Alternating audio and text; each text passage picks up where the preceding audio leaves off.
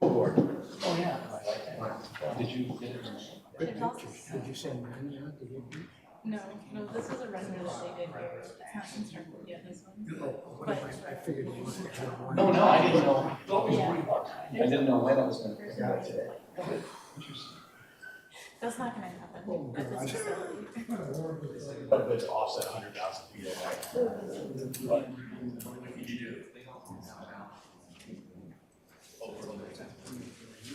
Well, interesting, thank you, because I had to say.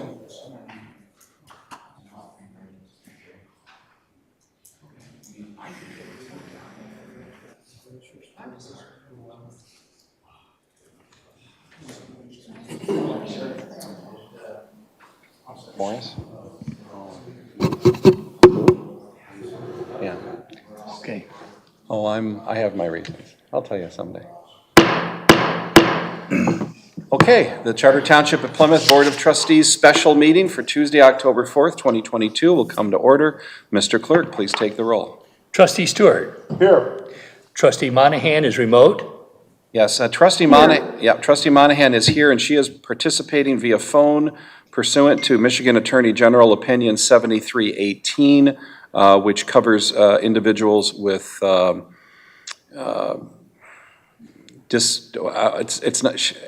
disabilities as defined by the Americans with Disabilities Act. Okay, and Audrey knows, and we know what that is in this case.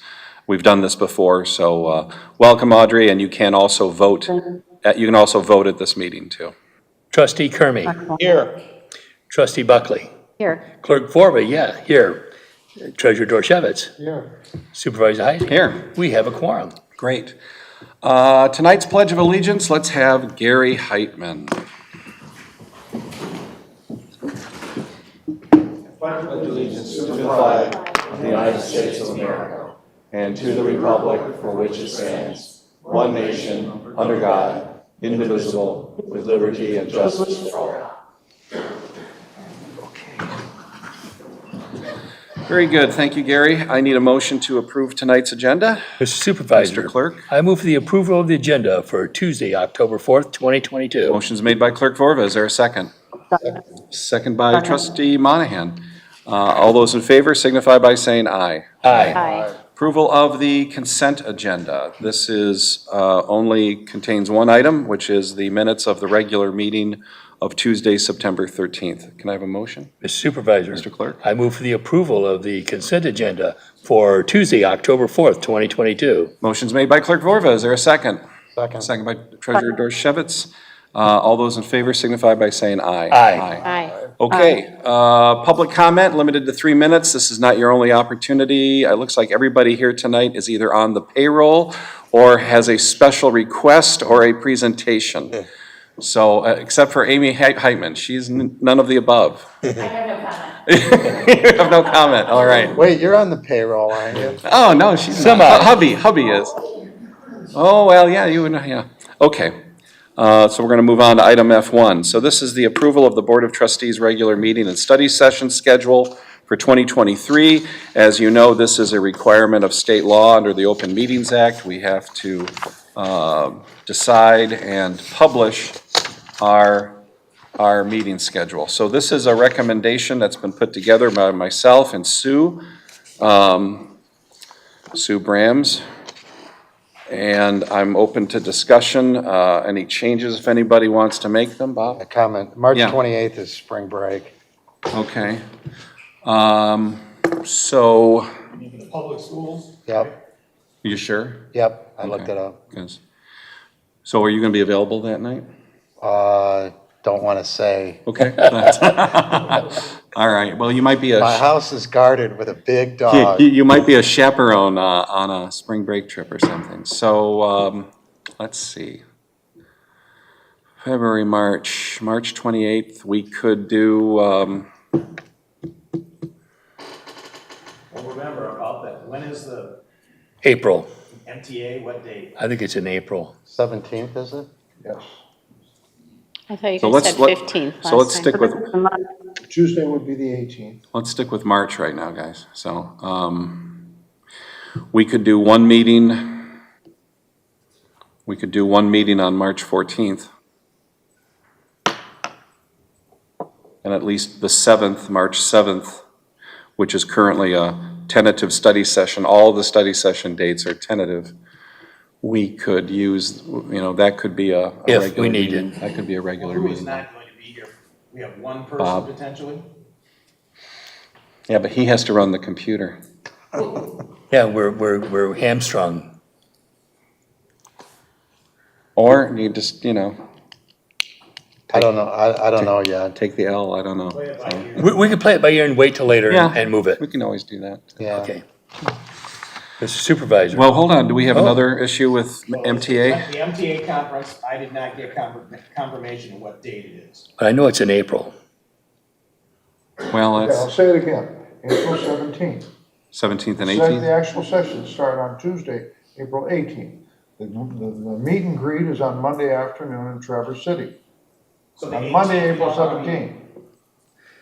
April 18th, we don't want a meeting, and we don't have one. We don't have So one. we're okay. Okay. Right. So we're okay.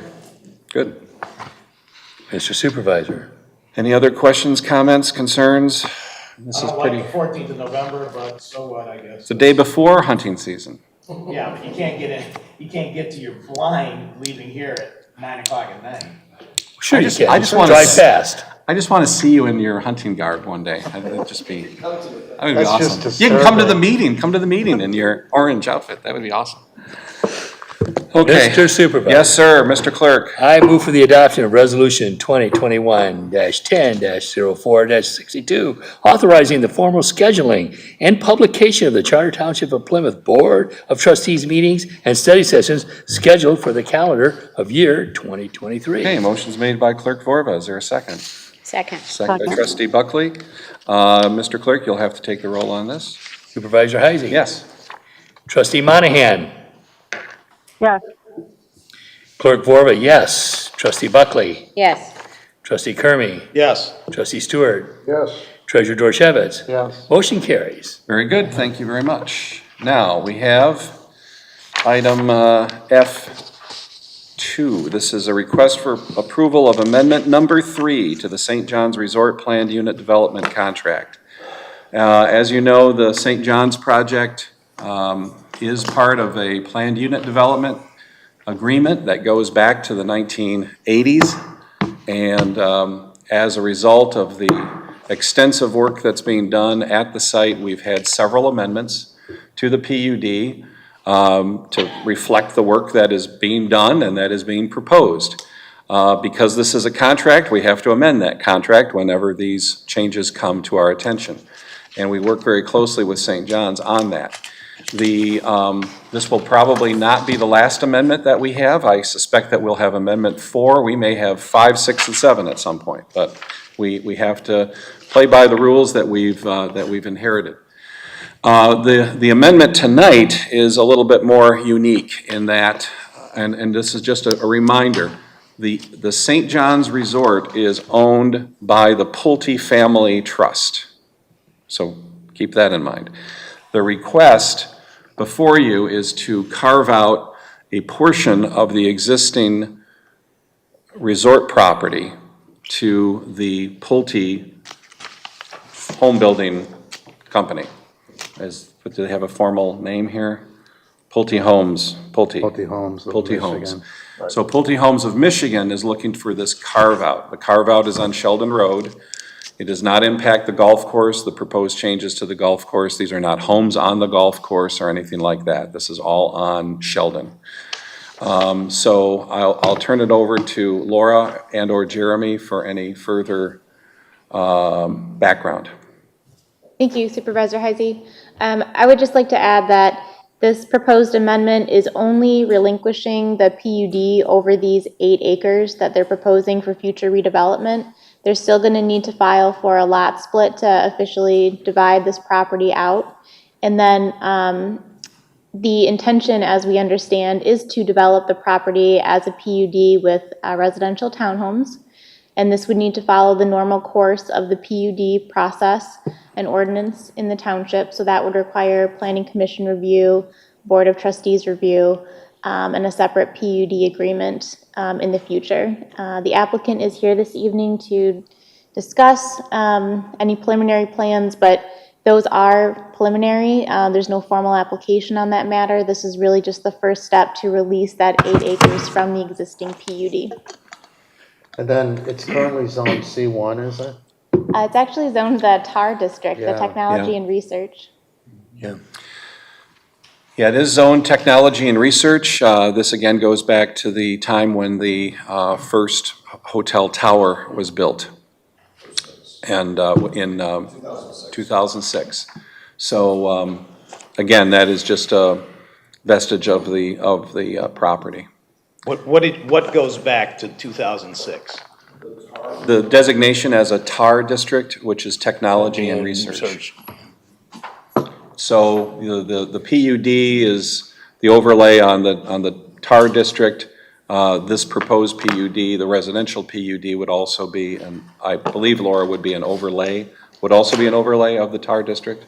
Yeah, so the TAR district underneath will remain, and the PUD is just an overlay on top. Okay. So residential, you're going to seek a residential PUD through the planning commission on this 8 acres. That is our understanding of the applicant's desire in the future, yes. But no, nothing formal has been submitted. So just an administrative thing.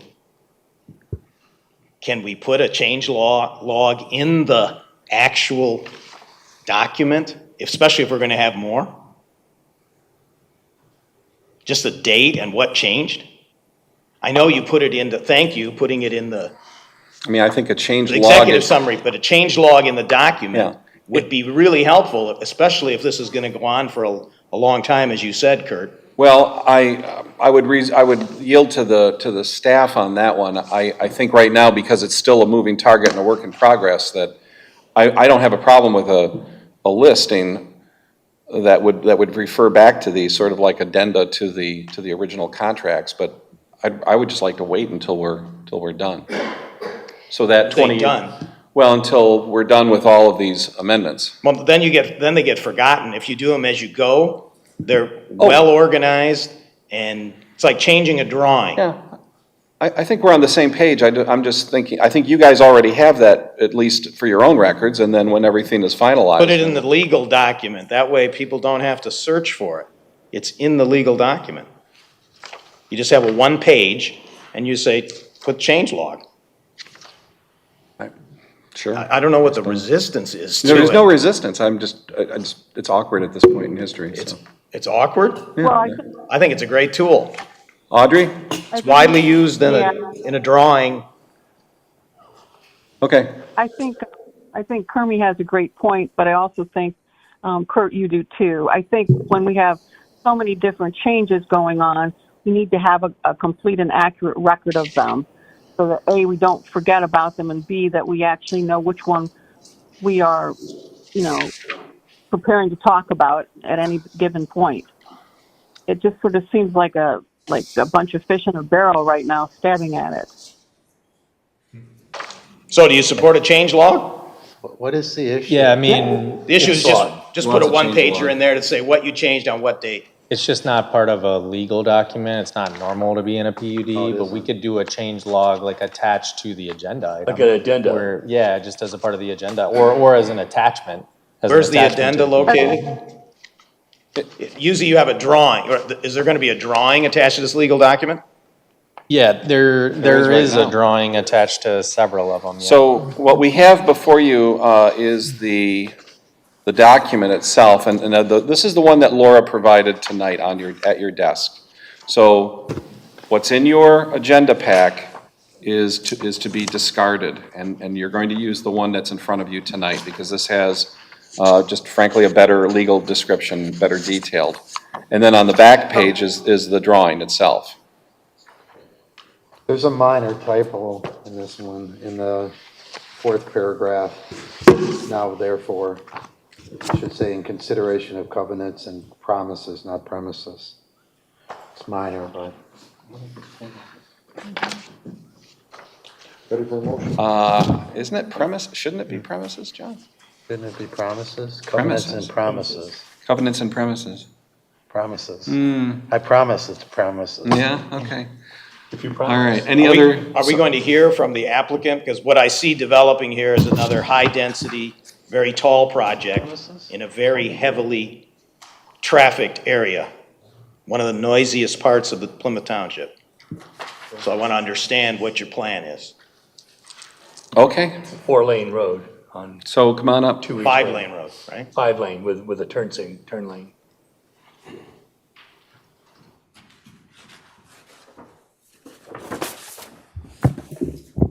Good evening. My name is Joe Score. I am the Vice President of Land Acquisition for Pulte Homes. Just to clarify, we are not the applicant yet, okay? This amendment is not being put forward by Pulte Homes of Michigan. We assume that we will be the end user, but we are not proposing to amend. Pulte is not proposing to amend the current PUD on the St. John's property. But you're hoping to win the development contract to build the buildings. Well, that's true. That's a different issue. I'm just clarifying that we are not, as of tonight, on this agenda item, we are not the applicant. That's all I'm saying. Okay, is the applicant here? Yeah, who's the person that has standing then to address it? Pulte Trust. You got to stand up and come forward. And when you say Pulte Homes, are you talking about the New York Stock Exchange traded company that is based in Florida, or a Michigan company that sounds similar? So the Michigan company, Pulte Homes of Michigan LLC, is under the umbrella of Pulte Group Inc., which is an Atlanta company. So we are one and the same. Okay, so the New York Stock Exchange That's traded correct. company. I work for the New York Stock Exchange company. Traded company. That's Okay. correct, right. All right. So my name is Paul Wigert. I'm the managing director at St. John's Resort and also representing Pulte Family Properties, SJ LLC. So we are the PUD that we're trying to remove the 8 acres from that parcel. Okay, tell me what your plan is. To sell the land. To sell the land to the And there Pulte. is no legal ties at all between Pulte Family Properties and Pulte Homes Right. at all. You just have a long relationship because your family was the founder of. I'm not his- Pulte, I'm the Yeah. managing director, Yeah, so yes. okay, right, but the family trust Yes, was related to the founder, or was the founder's family. All right. So you're gonna break this away, and you want to build townhouses much like what's across from Home Depot in Northville Township? all we're wanting to do is break this away, sell the land. This is one of the people involved, so I can't give you their vision, what they want to do. So, I think we have drawings, don't we? yes. And I can speak to the drawings and the proposal, but keep in mind, and it was stated here earlier, we have not formally submitted a PUD. It has not been reviewed by township or township consultants. This is a sort of a higher level summary and an informal meeting on what our development proposal. But I'm happy to go through it. To that point, can you walk us through the mechanics of how this process would work? Step one is that we carve out these 8 acres. Yes. And it becomes an addendum of the PUD, or it becomes a separate PUD? I mean, I can let the staff if they would like. I want to understand the mechanics and the steps here. Let Laura knows. Right, so tonight they're asking just to unencumber this 8 acres of land from the existing PUD. Then they'll need to actually split those 8 acres off, and then they can apply for a new PUD and go through the eligibility request. And then, They being the trust, No, family trust. no, the new owner. the new owner of the 8 They'll acres. carve out the 8 acres and then sell it to the new owner, who may or may not be Pulte Homes of Well, Michigan. Correct. Probably will be, You're but correct. maybe not. He's right. Correct, right. He's right. That's right. And then Pulte Homes of Michigan is going to need another PUD for their project, and they still have to go to the planning commission and go through all the other hoops. Public That's what I hearings, thought. yes. Public hearings, et cetera, et cetera. All right. So this is step one, the carve out, Yes. in the spirit of. It's how step we- -1, yes. Pre-step 1. Pre-step. Yeah, yeah, yeah. So what's in the master plan? Go ahead, I'm sorry. All we're considering today then is the annexation of the 8 acres from the existing property under the existing PUD. Yeah. Is that what I'm hearing? Yeah, okay. It's not an annexation. No, it's a sale, it's a Not a good cutout. word, yeah. Carve out. Carve out. The opposite of an annexation.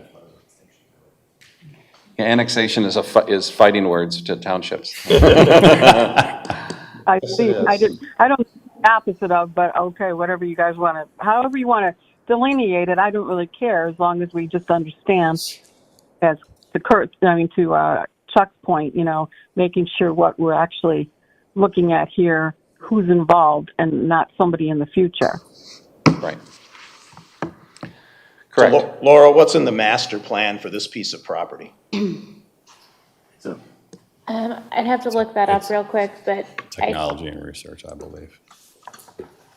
I think it's mixed use.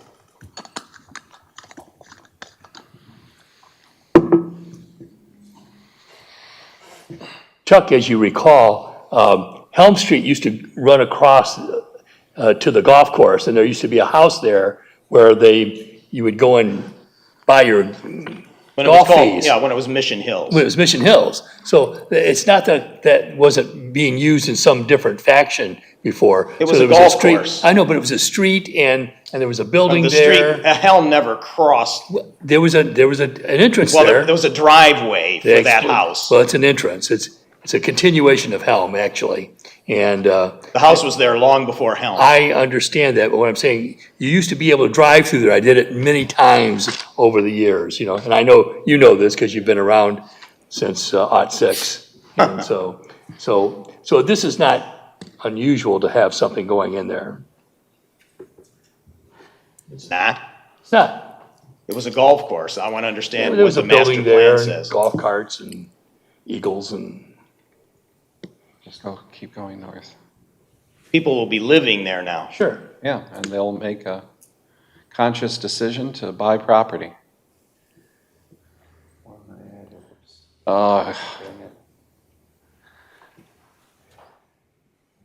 Sheldon right here. Okay, it's green. It's a weird. It's green, but there's a little, that's the hotel, right? That's probably the red. hotel, and that right next to it's the office park.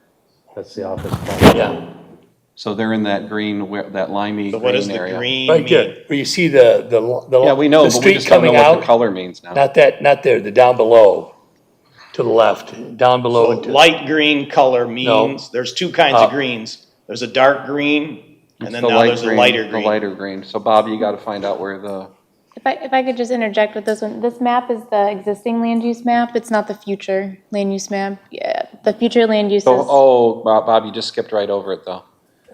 Right, stop. Public and institutional, that's the limey green color. Yeah. Public and institutional, all right. Which would be It was- tar, right? This is the current use? No, not tar future, is a existing? technology. Which is golf and Technology.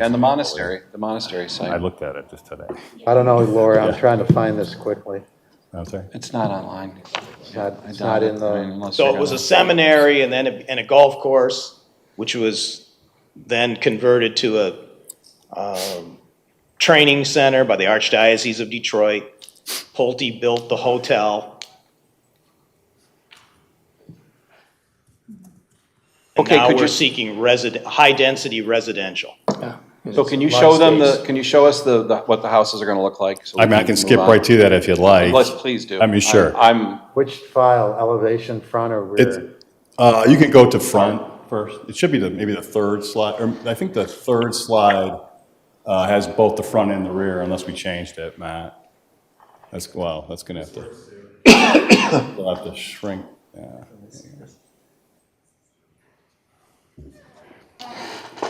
Okay.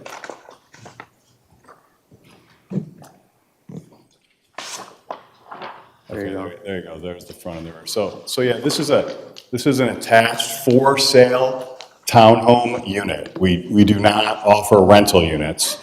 The units themselves are approximately 2,000 to 2,100 square feet, 3-bedroom, 2.5 bath. I think what's key to this particular product is Garages are in the rear of the unit, okay? Oh, thank They're all- God. They're all two-car garages. So in terms of spaces and parking, you have a total of 4 per unit, 2 in the drive, 2 in the garage. If you take a look at the architecture was designed specifically for this site. I'm revised, but I believe it's very nice. There's a lot of architectural diversity and contrast in the units. There's a lot of different brick and stone. We incorporated some farmhouse vertical siding. We have reverse gables. We have the black sort of window frames.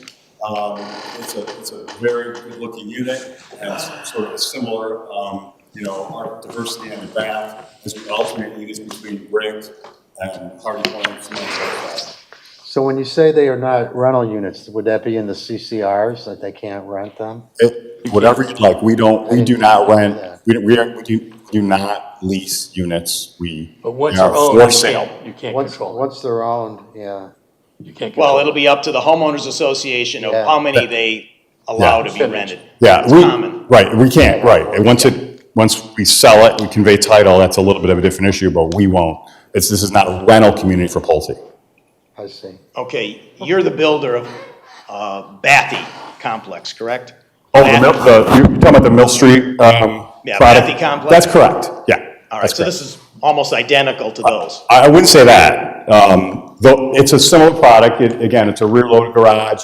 These, the Mill Street community that you're talking about, those are 20-foot wide units. These are 22. The architecture is completely different. The exterior materials are completely different. The siding is completely different. Yeah, they're vinyl in the back. Well, yeah, that's right. They're vinyl in the front and in the back, and it's horizontal vinyl. This is hardy or cement board, and it's vertical, a little bit, more of a modern. The height is the same. The height is probably very similar, if not identical. That's correct, sir. So you come out of the garage and go up a flight of stairs to get to the first floor. That's right. That's right. And how many units are you looking at? So we are, at this point, again, this is a preliminary concept plan. We haven't done, final engineering, but we are proposing, at this point in time, 73 individual units on 8.1 acres, gross acres. Thank you. Will they have access to the golf course? So that has not actually been worked out with the Pulte family. That is something that I think will come up in due time, but we haven't really discussed access or memberships or anything like that. So these won't necessarily be like, this is associated with St. John's Resort? No, they will not be. It'll just. They'll have, some of the units will have very nice views, but at this point, that's the best I can tell you. Interesting, Yeah. okay. Yeah. Okay, any other questions from the board? Any idea at this point, what price point?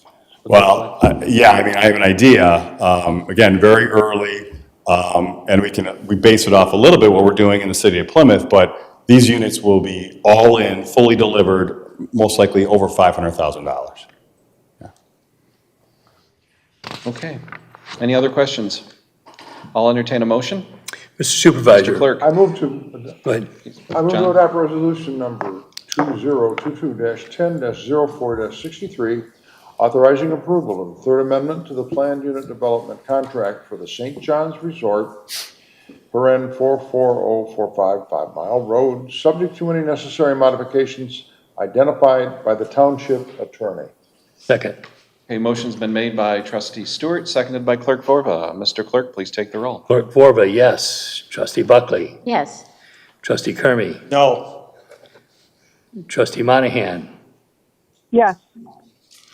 Treasurer Dorchevitz. Yes. Supervisor Heisey. Yes.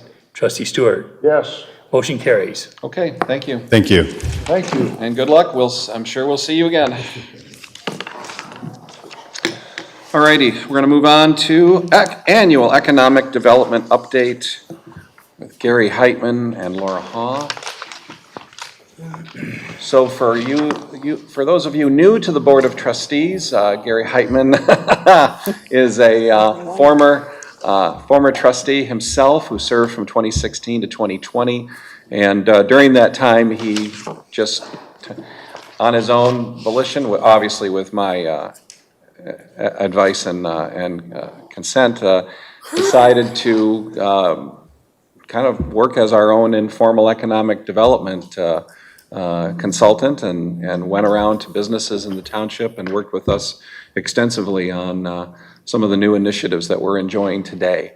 Gary is currently under contract with Plymouth Township as our economic development advisor.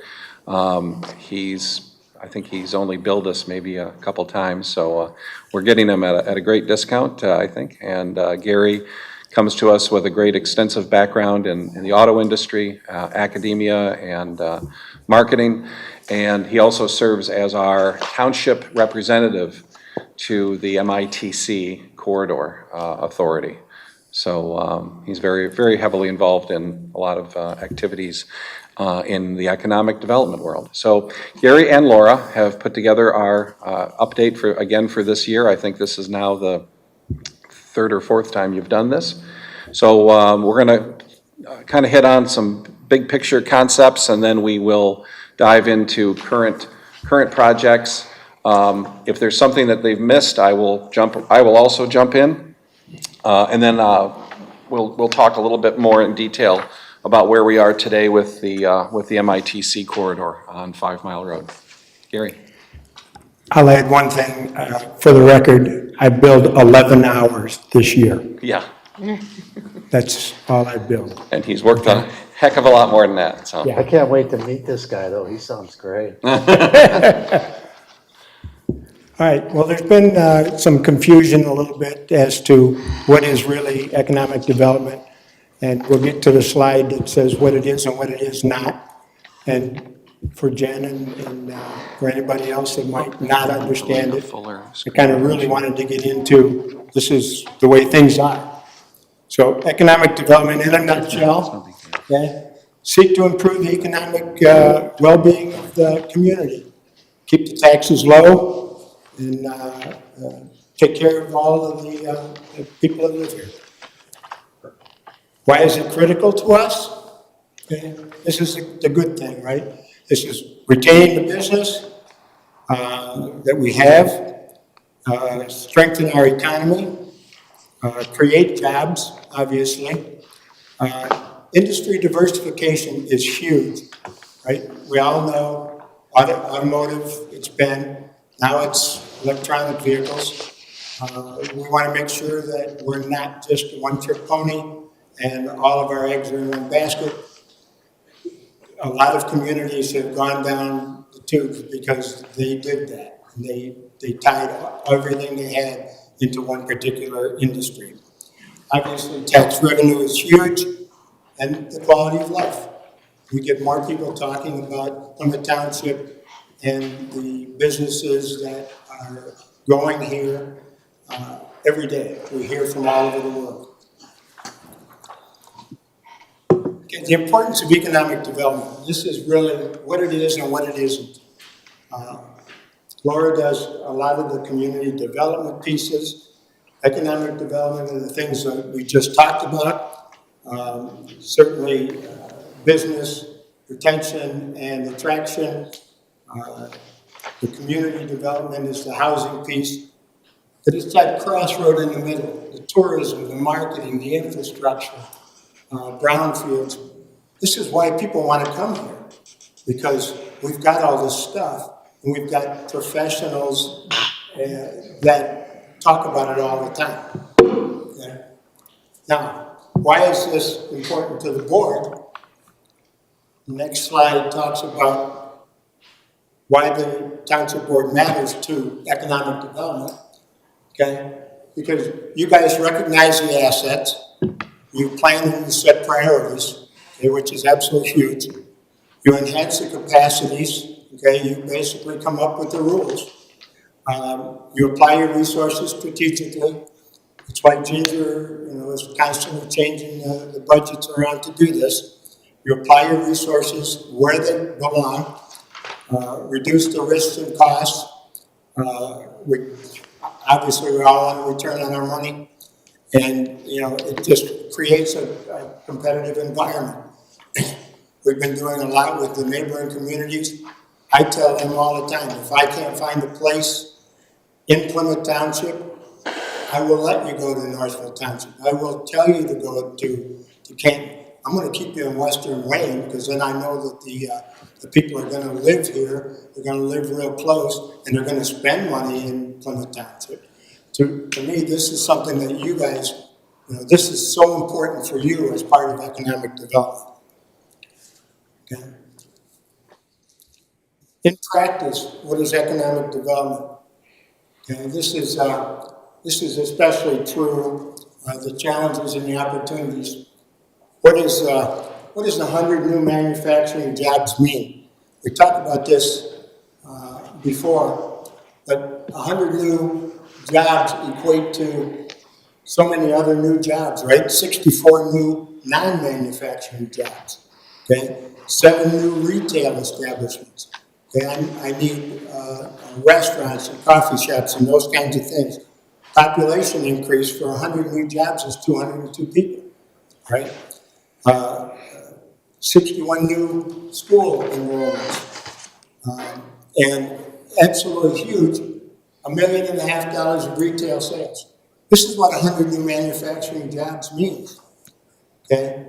The jobs created just by one job. Okay, we go to the next one, you can tell, okay? For each one new job, 3.27 total new jobs come out of one new job that comes in here. So don't think when we say, hey, we're bringing in 5 new jobs, well, that really means 16 new jobs, right? And it's all these different industries that are affected whenever we do one thing. So it's absolutely huge. And as you can see, it goes to the county, the metro area, and the state. We take care of each other. That's why I work very closely with Wayne County and the state of Michigan on MEDC, because my jobs in Plymouth Township here, they mean a lot to Wayne County and to the state. But one of the key things, and we talk about it next, is business retention. This is the other thing that I need the board to really truly focus on.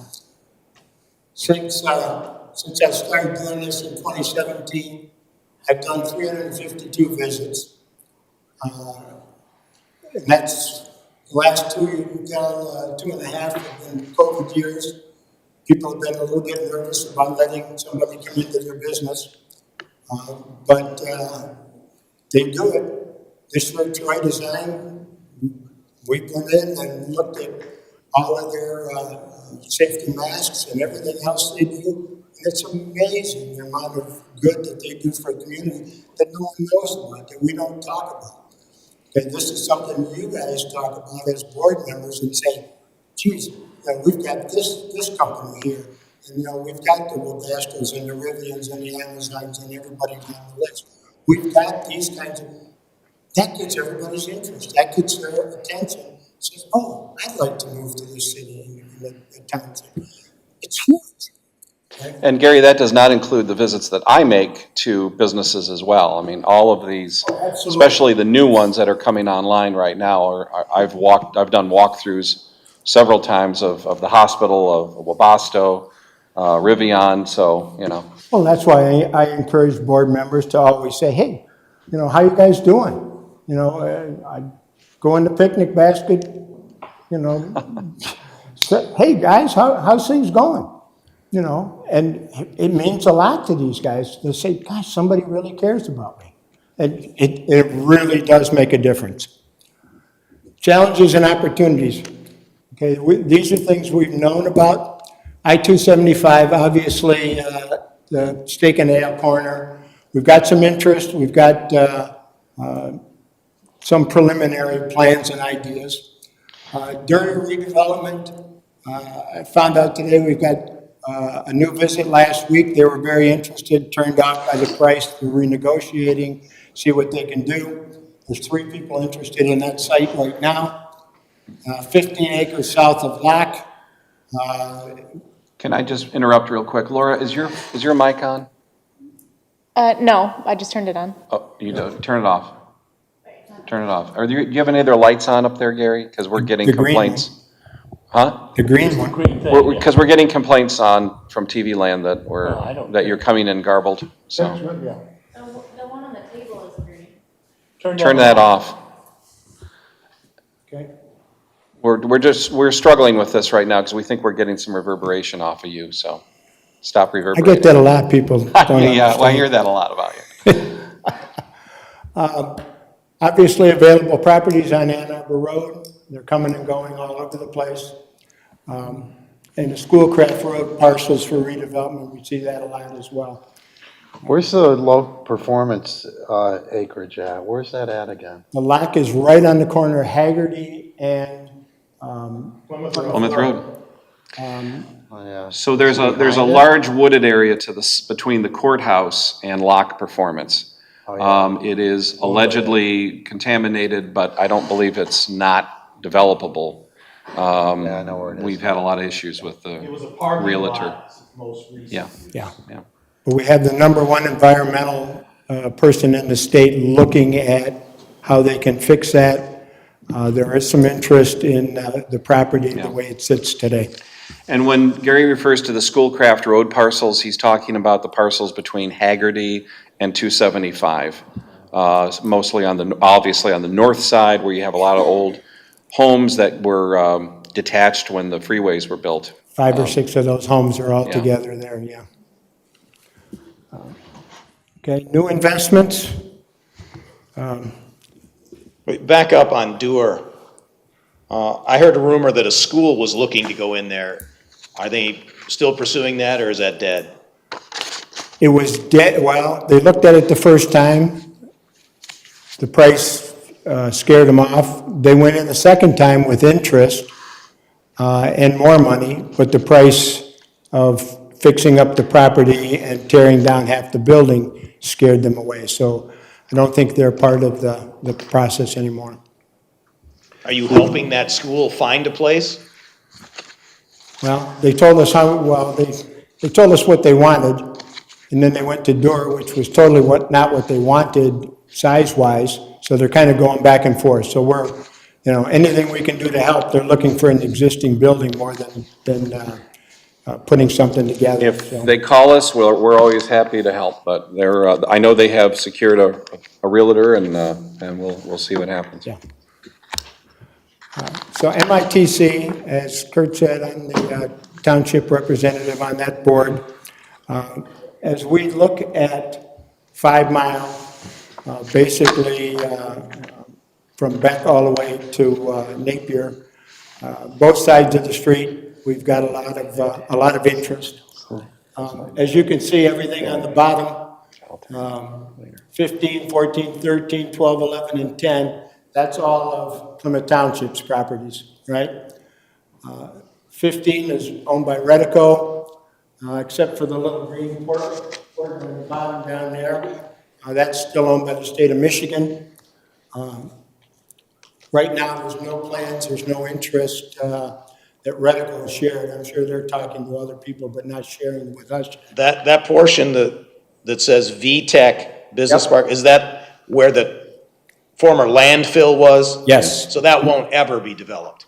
Well, it's 32 acres that could be developed if somebody wants to take down all those trees and really clean the lot up. But that's 32 acres. It's developable. Yeah. But you do that would probably be developed years in the future. Yeah. Yeah, You'd pick the easier ones now. right, exactly. And does 10 have water and sewer? 10 does not have water and sewer. So that's the city of Point to Detroit. 10. Can you move? So all the way over here, Oh, okay. that's the Detroit parcel. Okay, so this is the Detroit parcel right here. Yeah. And that was allegedly sold recently to somebody that wants to build a warehouse? So it has not been sold yet. They had some environmental wetlands issues that we believe have been resolved. They have now submitted preliminary drawings to the planning department for a warehousing facility. And I think that their deal with the city of Detroit will be consummated, I would say, in the first half, if not first quarter of next year. Yeah, they're still in the due diligence period right now, so they're still looking. They got another 6 months that they really could get into it. But yeah, they're out looking at warehouse spaces in there, up to 1 million square foot of warehouse in 3 buildings. Okay. 11 is Ridge 5. It's totally changed from the picture you see up there. Right now, there's 4 active bidders on that site, and it could be a lot of different things.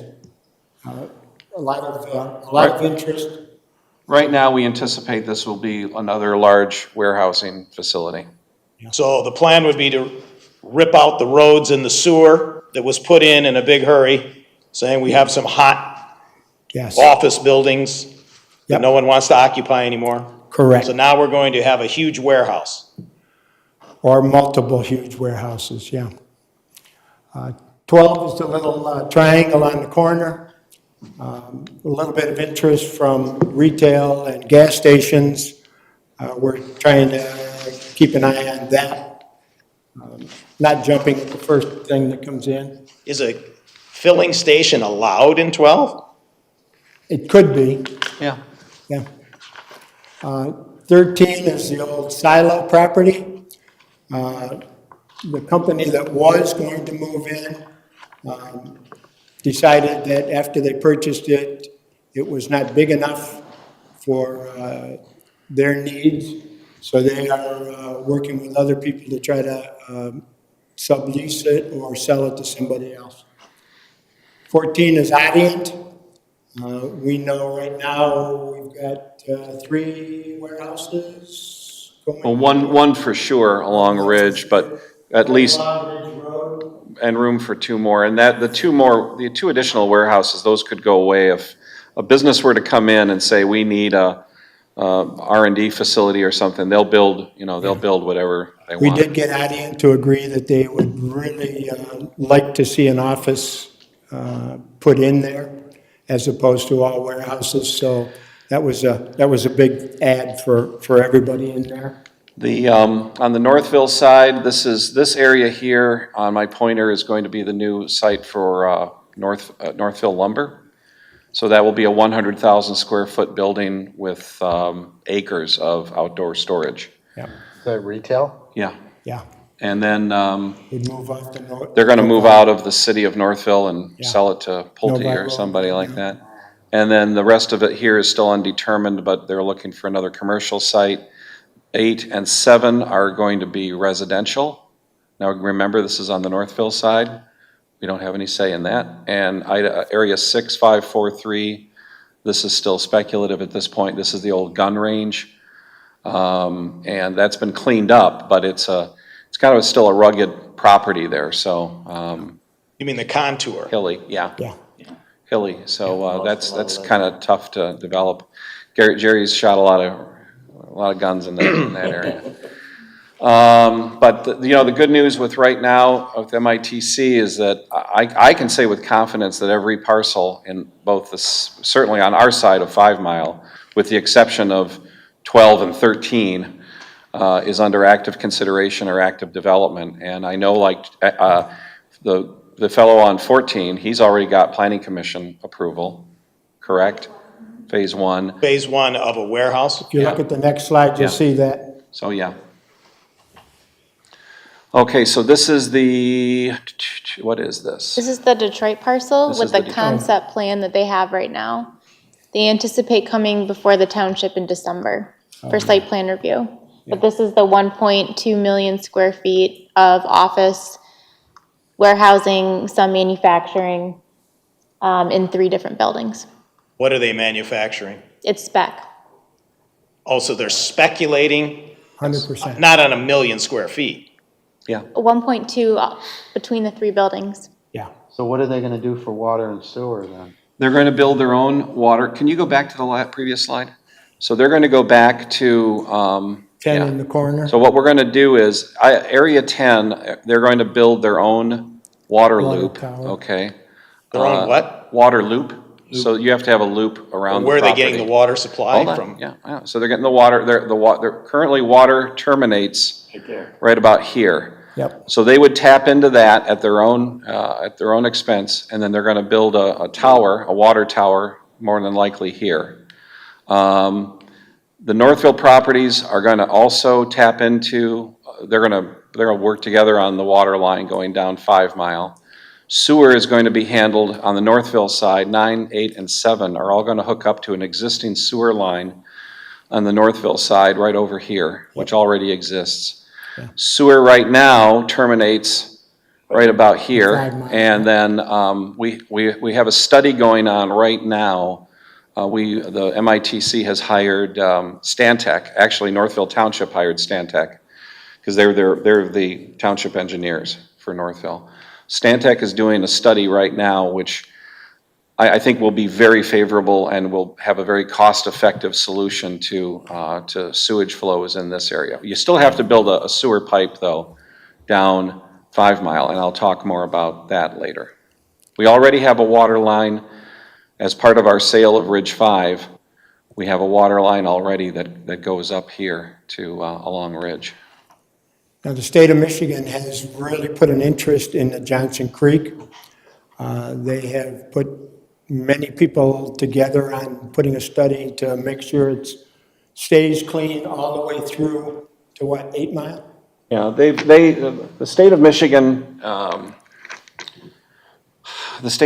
and Wayne County and Washtenaw County control the Johnson Creek. And so I think they've received about a $500,000 EPA grant to improve the creek. I'm always very skeptical about when, with all due respect to civil engineers, when they say they're going to improve a natural water course, I don't know I worry about what that's going to look like. But they've been very thorough in their public outreach. We've involved the Friends of Johnson Creek, Friends of the Rouge, Friends of everybody.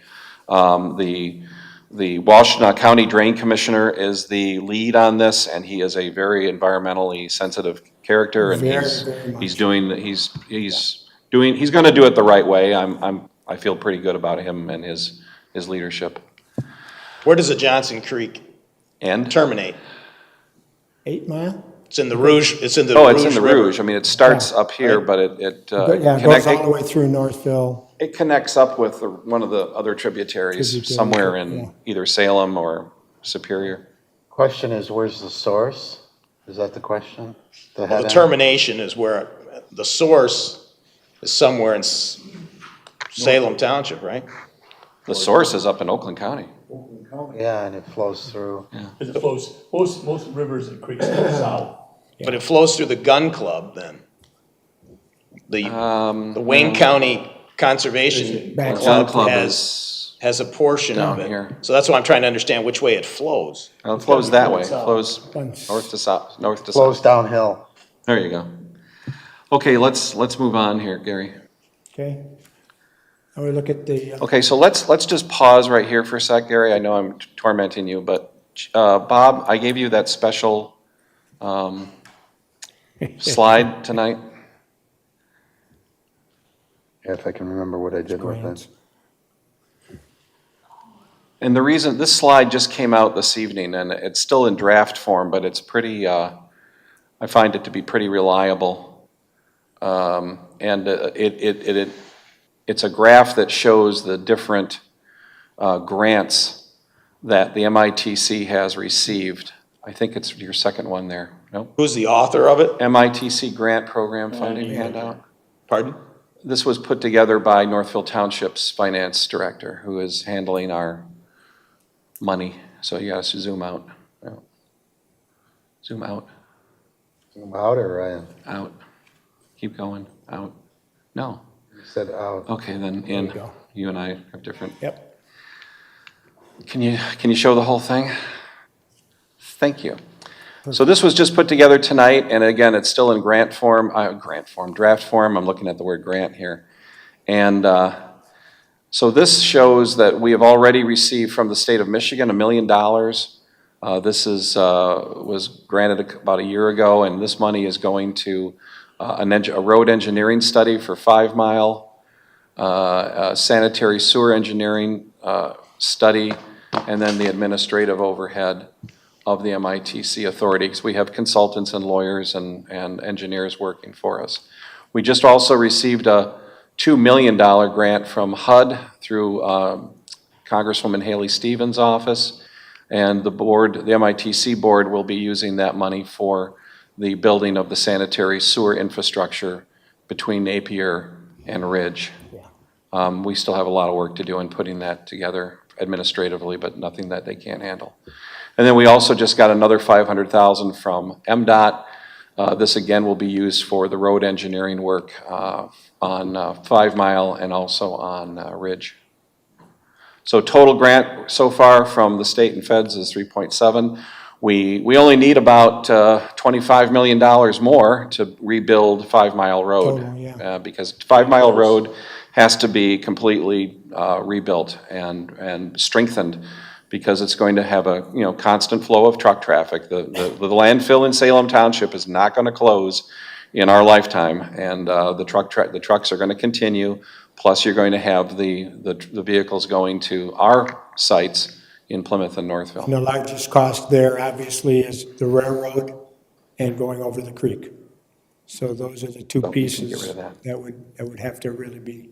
You mean rebuilding the road, road bridge? Yes. You can move on. Okay, so Gary was on that slide there. So these are just some of the preliminary drawings that we've seen come in for the warehouses, the way they would look. And these are multi-use warehouses too. I want to make it clear that these things can all be sectioned off. And you can have offices one, you can have warehousing in another, you can have R&D next door to that. So it's just that it's a very flexible architectural architecture that You is can do now. manufacturing in the back, and it doesn't look like an assembly plant. It's very nice, and of course, it'll look just like all the rest that we And make sure that you could the have multiple landscaping is tenants. there. How tall is You it? have Colden. How many feet? Laura? 30, About 3 stories. 28. I believe they are asking for 43 or 44 For the high doors, for the high bay, for the cranes to go. yeah.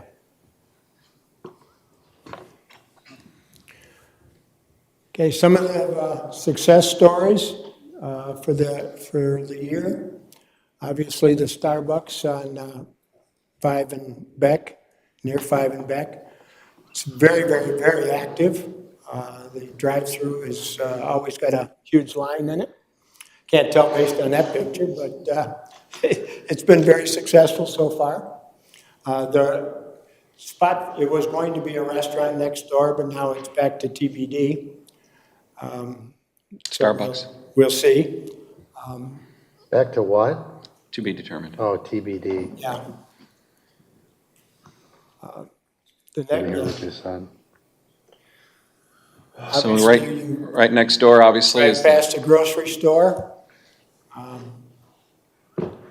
And the name of the grocery store is? Secret. Secret. Oh, come on. If you go online, so this is something for everybody watching at home. They have submitted their plans under the name Mendel Markets, MENDEL.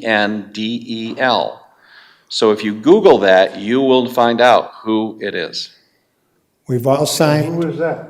we've all signed Mindell. non-disclosure agreements that said we will not tell you, but if you do look up Mendel, it'll be very easy for you to figure that All out. right, anticipated opening of the store, and when will the road behind be opened up again? It won't be. These are common questions. Yeah. That's an interesting question. It won't be? Oh, yeah. Well, I mean, Well, it's going to be, but it's not. We're not going to be able to cut through it like we used to. there's going to be trucks. What's our latest on? It's gonna take me an extra 30 seconds to get here. Yeah, but the fire truck can get We don't through. have Oh, yeah. Doubled my. an estimate. Kurt, have you got a? So, yeah, I mean, the building itself, there's really 2 buildings that are going to be built there. So there's going to be the supermarket, and then the building that's being worked on right now, that picture must have been taken this morning, because Yeah. that wall is going to be, that's the wall separating the other building from the supermarket. Yeah. So that building next to, directly between the market and LA Fitness is being developed by Harvey Weiss, who owns this whole area. And it's a spec building for him right now too. He is looking for a lower intensity use, such as a doctor's office, dentist, orthodontist, something like that. It also has to be something that's in harmony with the image and lifestyle of LA Fitness and with the secret supermarket people. Just so you know, Harvey Weiss is very, very pro Plymouth Township. He comes to us and says, I'd like to do this in the township. Can you guys point me in the direction of an open spot? So I give him a lot of credit because he always looks to Plymouth Township first. So what's he building in Plymouth in addition to that building? Right now, coffee shops, he's looking at Big B's. And he's going to build, I don't know how many Big B's within one more in Plymouth Township, I think he wants, on Ann Arbor Road. Yeah. He's been a great partner at that site. Yep. And he's chased away lesser Yes. desirable operations. What, by outbidding them for the property? I don't know what his business style is, but he makes sure that we have a good quality product at that location. And here's a big success, the Henry Ford Health and Medical Facility, the outbuilding, as you see, and the hospital in the back, emergency room and everything is open.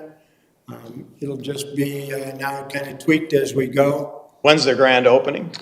I sent you guys the invitation. It was 2 weeks ago. October 18th, Oh, really? 6 to 8:30. And they Thank had the you cost, for inviting us. October 18th? yeah. Okay, you sent it out this week or Big last deal. week? Last week. Wow, I missed it. So, This- right this now, is, right now, we've got Chipotle, AT&T, Henry Ford Optimize, and there's an extra space right now. We are also working with our team at Henry Ford and our assessing office.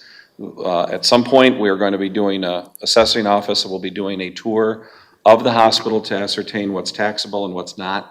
Obviously, the outbuilding is all taxable, including Henry Ford Optimize, because that is a separate company. But we're going to, hopefully, we will be able to come to agreement with Henry Ford on what is taxable and what is not. What is the date, I'm sorry, of this walkthrough? 18th of October. Well, the No. open house is the 18th. That's open house, but I'm talking about when the assessor goes through. They're still trying to arrange that. They'd like to do it, obviously, very There's soon. still some build-up. But there's still portions of floors at Henry Ford that are not finished yet. They still show. Well, it has to be done by December 31st. The assessor always goes through. Correct. They would like to do it very soon. So we'd like to welcome the public to know that the Henry Ford facility is having an opening on October 18th. Yep.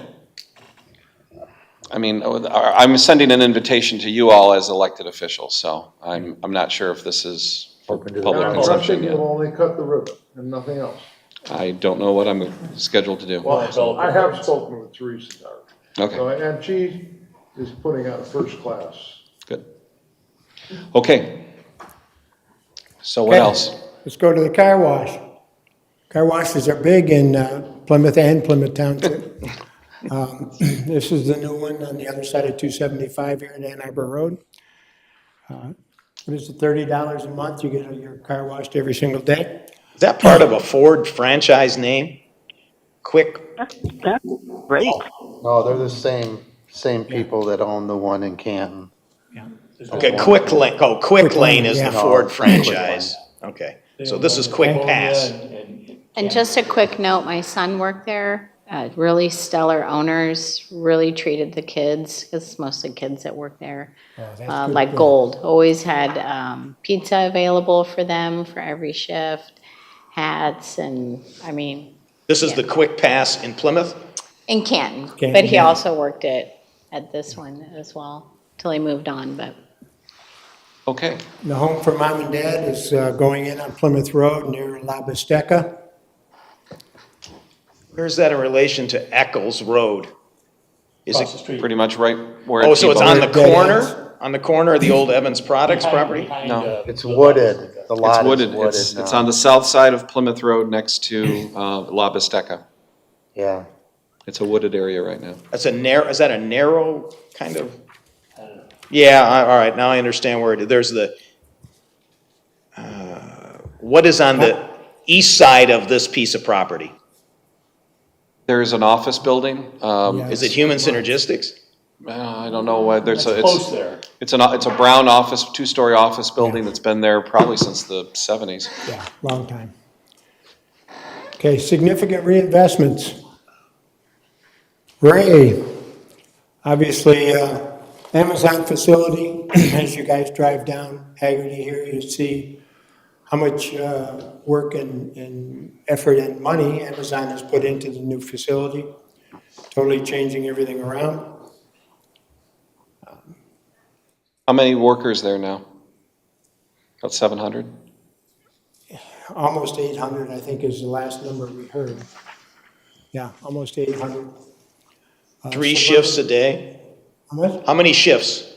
They run 2 12s and then they switch off depending upon the day of the week. So I'm not sure how you count that, a 2 or a 3 shift.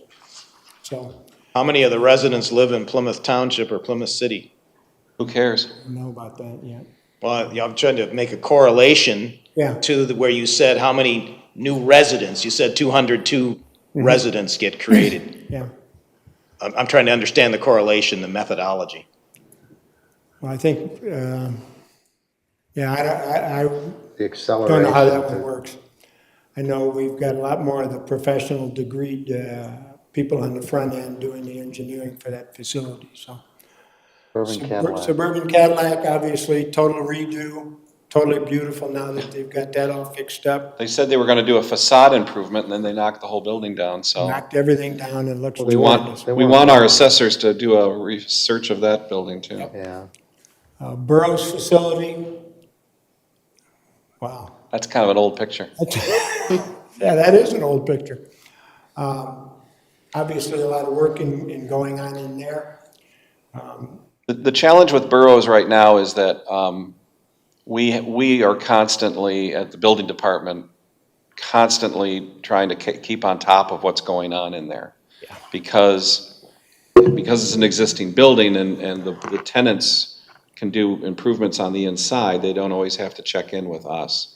Case in point, Henry Ford Hospital. The good news is they are going to open a rehab facility, physical therapy rehab facility in the Burroughs building. Yeah. And so we'd like to know, especially if it's a healthcare operation, what exactly are you doing in there? What are your needs going to be?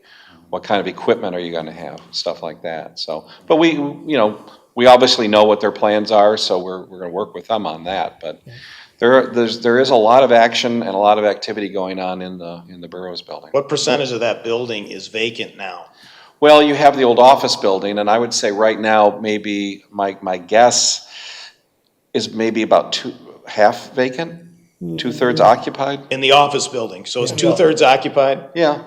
And then the old factory space? Tough, that's a lot tougher now. Now, Rivian has how many of those units now, Gary? 2 or 3? At least At 3. least 3. At least 3, and they're interested in more.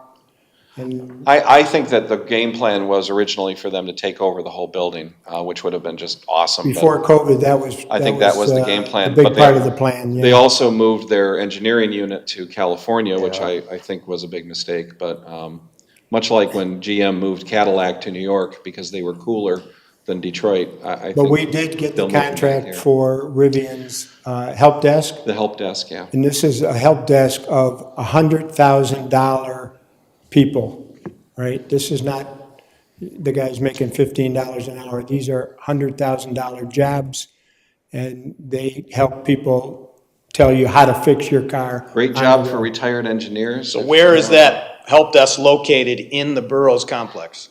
Right now, they've got the overlap between the Rivian building and the Burroughs building alongside Haggerty there. They're trying to find more space.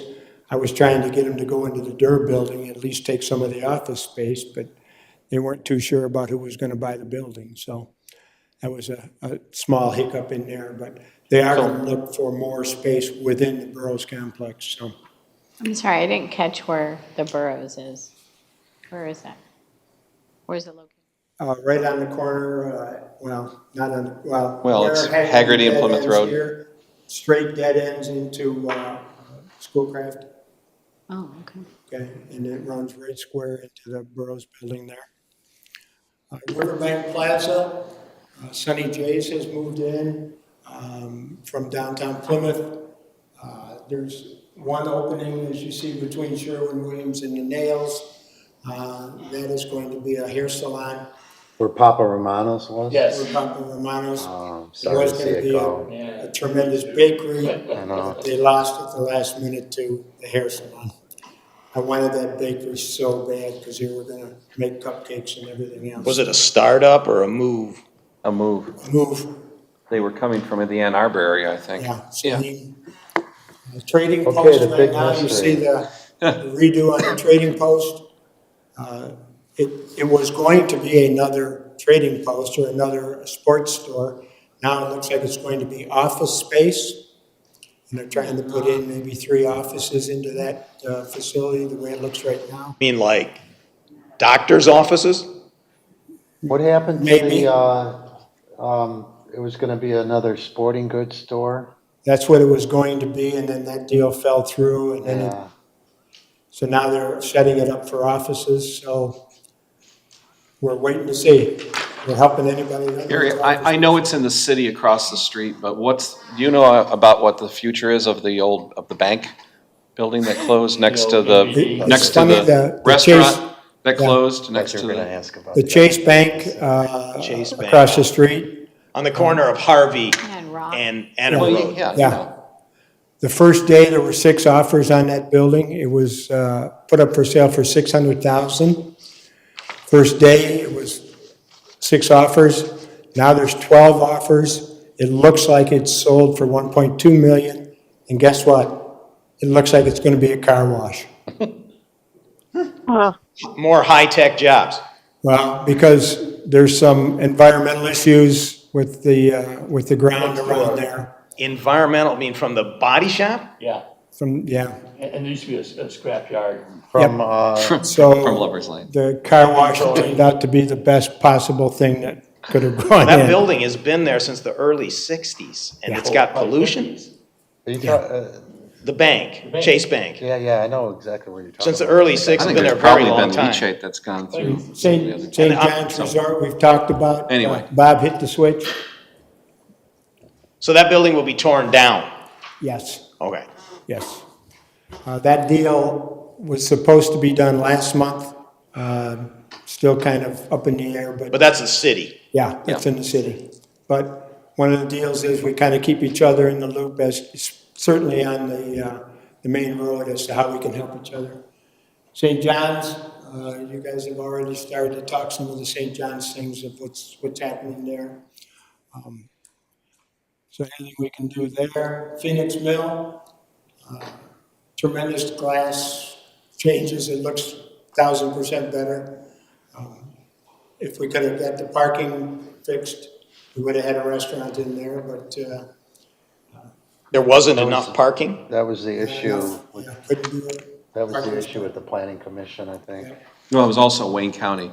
Yeah, Wayne County Environment, well, what's left of the Environment Department did not allow the larger parking lot.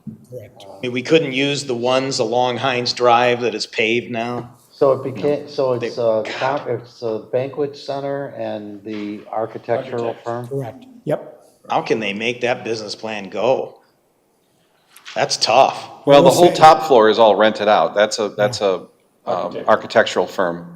And then the bottom right now is they're leasing it out for events. And the only drawback is the parking is a challenge, but it's not fatal. I mean, they just, Well, if St. John's There's does ways 500 around it. weddings a year, what the plan is, 450 weddings a year right now? Yeah. in New St. John's. There's got to be some overflow that goes down the street here. Well, there's only about 80 parking spots there. Yeah. So that makes it tough. you It can be definitely makes it creative tough. with the parking though. And you can also shuttle people in too. We That's a talked good about that. idea, yeah.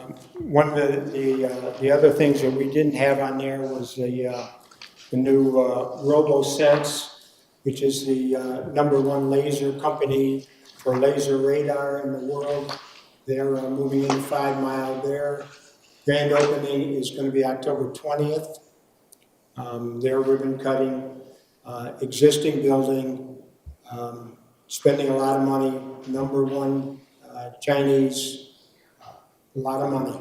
coming in. They're doing laser cutting of blanks? No, laser radar that goes on Autonomous vehicles. autonomous vehicles and electric vehicles. Oh, LiDAR or whatever. Yeah. LiDAR, yeah. And where is it located? 5 mile between Beck and, and those string of houses are. Will you invite me to the ribbon cutting? I'd like to see this place. Yeah, yeah. Right now, they're kind of putting 1,000 things together at one time. Yeah. Also, what about that automotive testing lab, that place SEMA had their grand opening. back in August? Probably had close to 500 people at their grand opening. So what do they do? What do they do there? They do testing of everything for every automotive manufacturer. The one facility, obviously the SEMA show in Las Vegas is one of the largest shows in America for automotive. Every testing facility had to go to California before. And Ford, GM, and Stellantis said, hey, wait a minute, can you do it closer? They took over an existing building, they ripped it apart. And did, So which one are they in? I missed the grand opening. There was a soft opening yeah, for Jib us. Street. They didn't invite. Jib Street? They just, yeah. Yeah, a lot of the automobile manufacturers. were there. And then we have the Indian Brake Company that is now on Beck Road across from down the The street. Humanetics building. The old Humanetics building, yeah. So we get to residential projects, quality of life, Laura?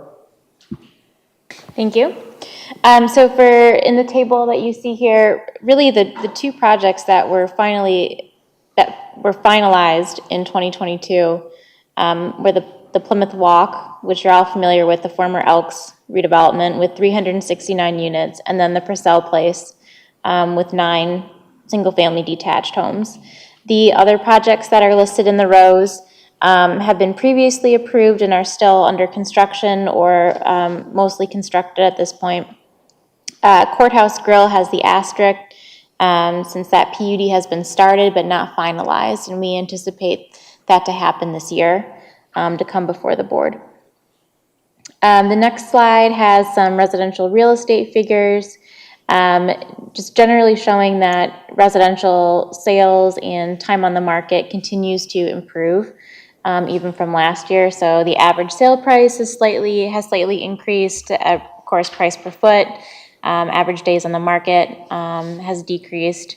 And there's been a little bit of a change lately, I think, with some of the rates. Interest rates going up. Is this across all inventory or only new housing? All inventory within Plymouth Township. So the average sale price has been 429,000? Correct. Oh. Now that average days Time on to the market, you reassess see 16, as Laura points out, is 22 days in 2021. Pre-pandemic, it was 41 days. So that's a key piece of average days on the market and tells how good Plymouth Township is actually doing in the residential space today.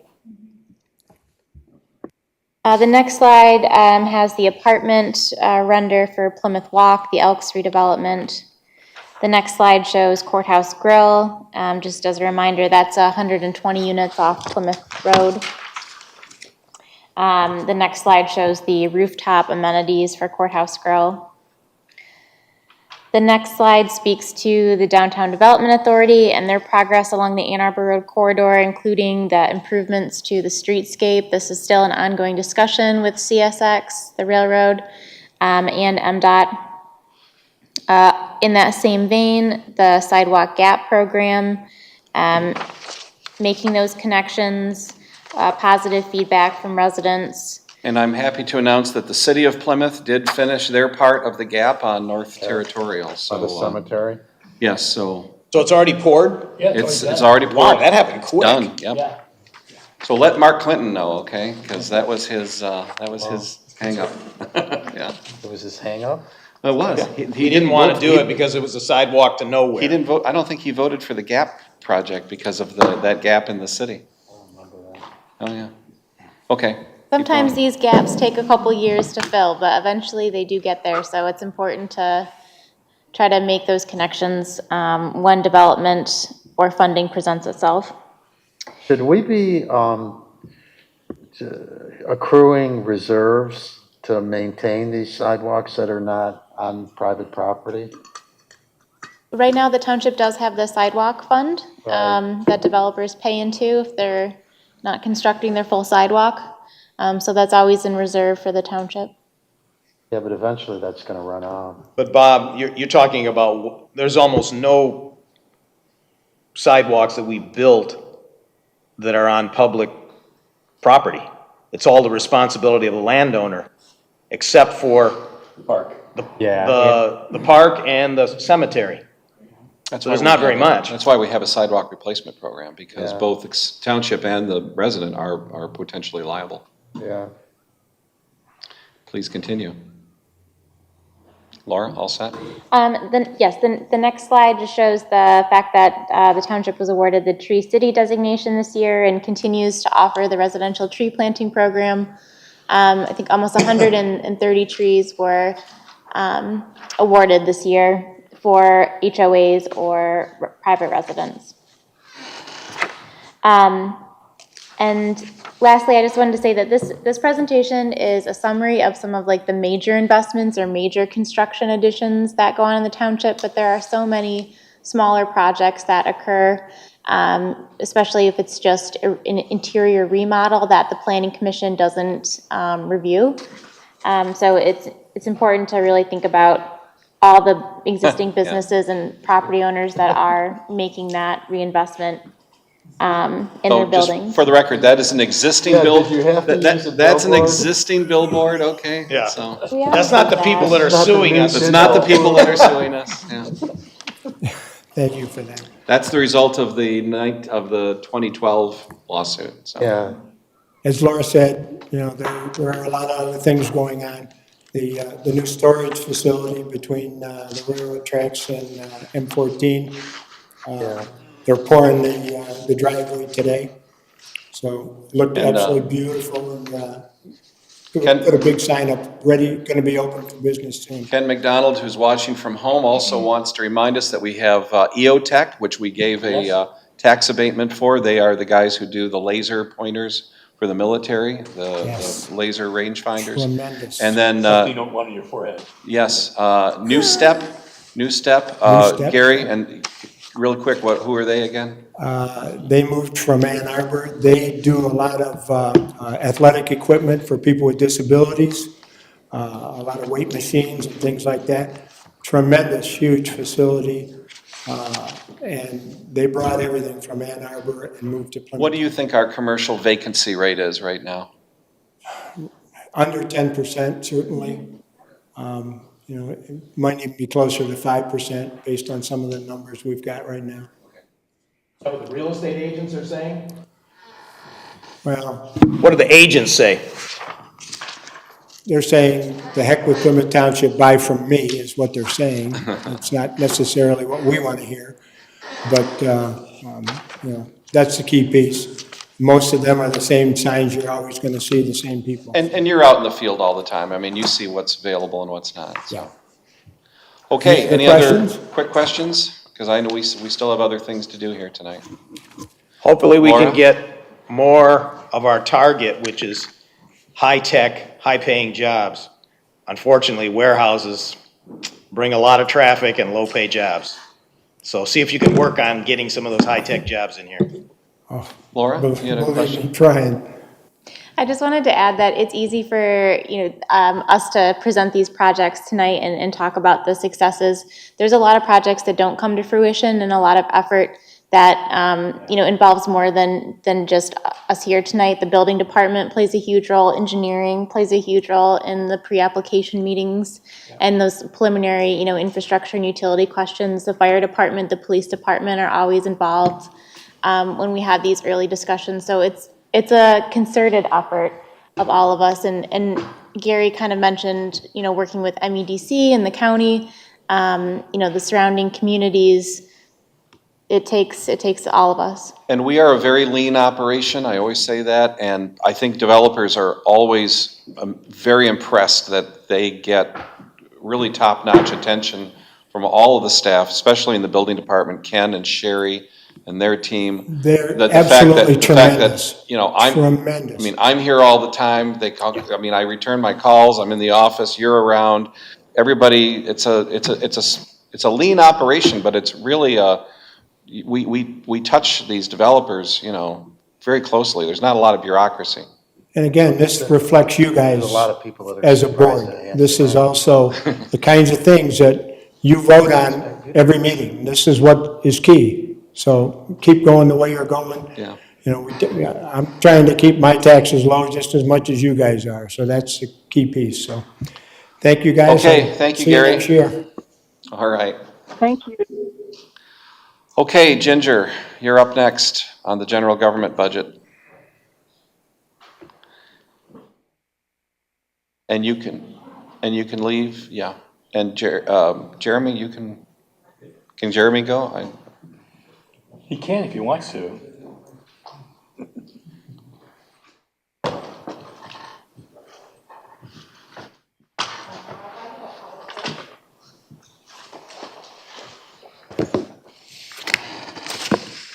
Jeremy, before you leave, on page 33, it says, the Hanover Trail Sidewalk Gap, 1.8 million.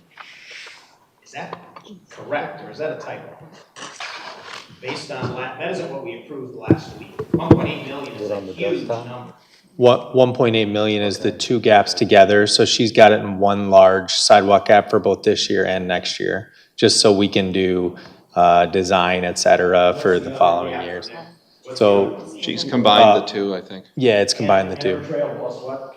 Ann Arbor Trail plus a Main Street is the next one we were working on, from basically Ann Arbor Road to the south. Okay, that's why this number is so big. Yes. Because we're committing 900,000 over 2 years. All set, Laura? Oh, yeah, we'll give it to you. Good night.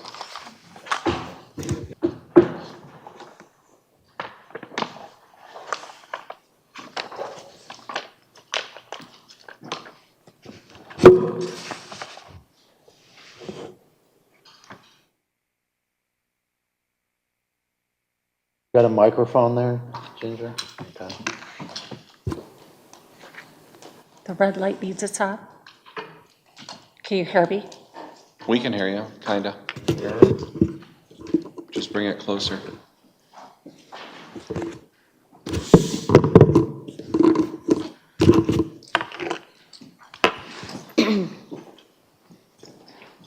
Okay, so tonight we're here to discuss general government budgets, which is everything from the general fund up to the township revolving fund. We're going to start with general fund revenues of $19,396,700. We're going to talk about the general fund appropriations or expenditures of $19,293,100. As part of your budget packet for governmental budgets is the American Rescue Act plan revenues of $1.7 billion and the expenditures of also $1.7 billion. The township revolving fund revenues this year of $26,000 and the township expenditures of $20,000. And there's a slide towards the end that will talk about the governmental funds capital outlay expenditures of $2.5 million. When the original general fund budget was distributed back on August 29th, the expected fund balance surplus was $176,700. Since then, the 2023 proposed budget was revised on September 14th, and it reflects the new healthcare elections that were chosen during the open enrollment process last month. I'm sorry, in August. I guess we're already into October. And it was also updated to reflect the fiscal year 2022 budget amendments as approved by the board on September 13th. As a result of the healthcare elections, the reduction in the expected surplus fund balance was $73,100 based on those elections and reduced the expected surplus to $103,600. So you'll see that in the new budget worksheets. Does that assume DPW entering the township plan? DPW is an enterprise fund in 592, and we'll be talking about that on October 11th. So that is not represented in this packet. The fiscal year 2023 expected general fund surplus without any additional revisions is expected to be, as stated, $103,600. The 2023 ARPA, which is the American Rescue Plan Act Fund, proposed budgets will include the full recognition of all deferred revenues in 2023. The capital outlay expenditures represent projects reflected in all governmental funds, and it includes the 101 General Fund, the Drug Law Forfeiture Funds, and the ARPA funds. Ginger, excuse me, are you still on the first slide? Or? I am. You can Okay. click to the second slide now. Thank you. Okay. So the approach to developing the 2023 proposed budget includes a conservative process, and this is to recognize volatility, uncertainty, and complexity in the current economic development environment.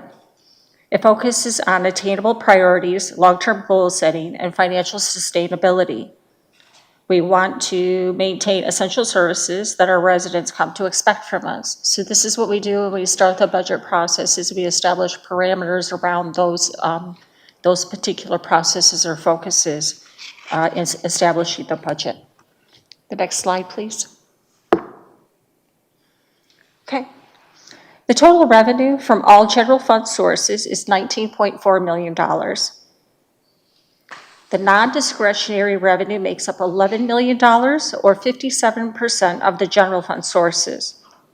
And it consists of the public safety tax collection of $8.9 million, the restricted building and PEG fund revenue of $1.8 million, and grant funding, which are fundings for specific intended purposes. An additional $2.4 million, or 12% of the discretionary $8.4 million in general fund dollars anticipated, will go to support the public safety function request of $12.4 million needed to operate. All remaining expected revenue make up the discretionary funding sources of 8.4, or 43%, of the total $19.4 million in projected revenues. The 2023 proposed revenue budget includes the estimated $1,672,500 to come from the general government's adopted 2022 millage rate of 0.8038. It is to provide approximately $85,900 in additional tax revenue over last year's actual tax collection of $1,582,100 in 2022. The property tax administration revenue is estimated, assuming a 1% collection, of $797,700, or an estimated $32,600 more in funding over the fiscal 2022's actual collection of revenues, which was $765,100. The general government levy and the tax administration collection of $2.4 million make up 13% of the $19.4 million in revenue dollars anticipated, and will support 35% of the $7 million for the entire general government operations, excluding the public safety functions. Next slide, please. Hey, Sure. a general question. Revenue sharing's at $3 million now? How does that, was that an increase from last year? A percentage increase? What? Actually, I do talk about that on another slide, but state shared revenue is actually slightly trending downward this year. No. The estimates are received from the state of Michigan. They provide estimates. We are actually seeing collections that are higher than the estimates during 2022. So if that trend continues, we could see state share revenue growth. But at this time, based on the estimates that were provided and given on their website, the published estimates are trending down. For 23 though, isn't it 1.06 multiplier over this year? Have you seen that yet? I have not. The last statement I pulled, in fact, I went out there today to look because I was also looking for updates to OCSA, if any, and just trying to find out if there were any revisions to revenue sharing of any kind, and I didn't find anything that's been updated.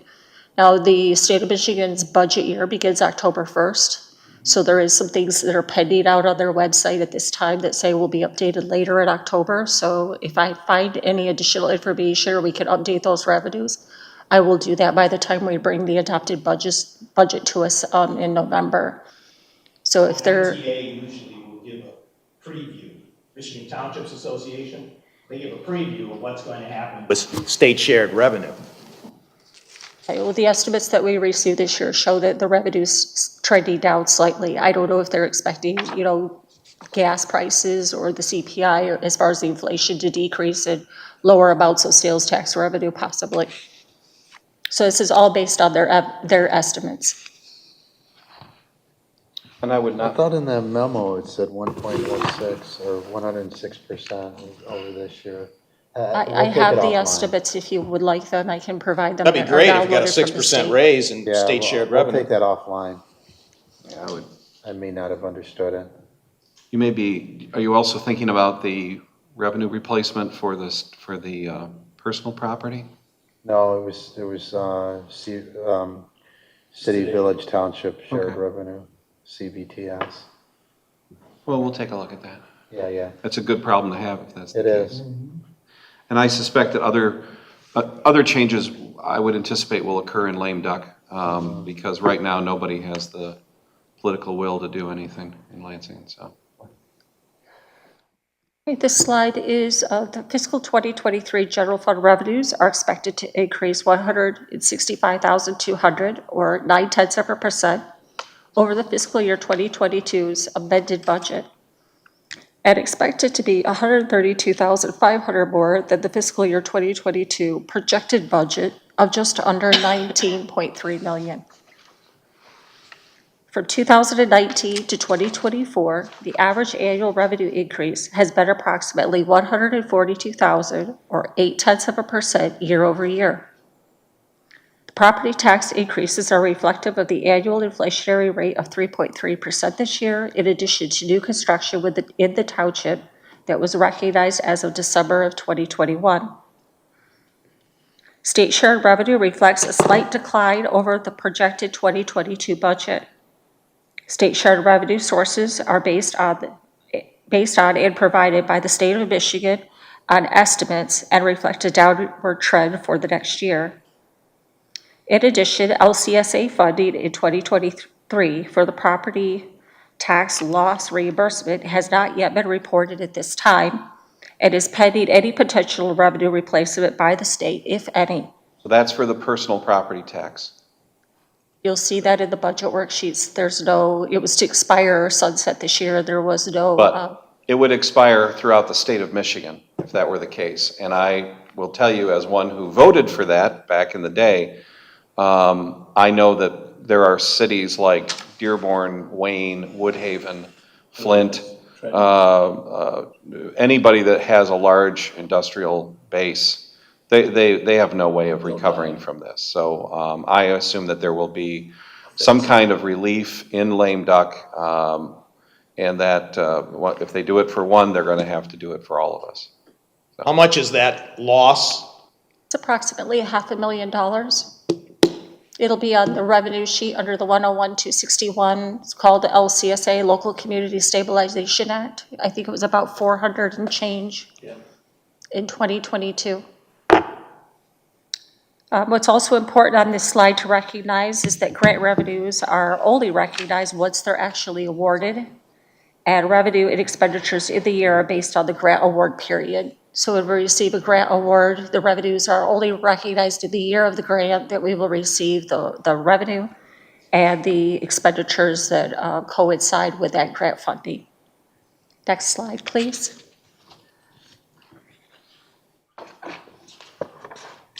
The proposed budget reflects 7 major budget categories.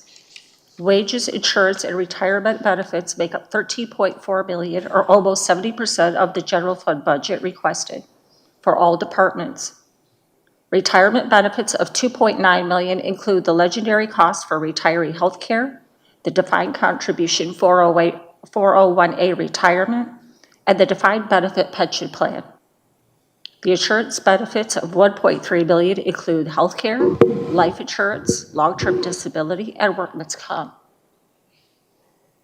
The general operations include items like supplies, contractual services, utilities and phones, professional development and memberships, equipment building and repairs, and other expenditures of that nature.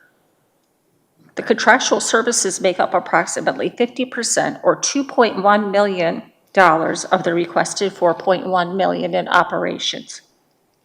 It represents services like building inspectors, legal services, planning, engineering, custodial, trash pickup, printing and publishing services, mowing and landscaping, human resources, computer services, and assessment administration.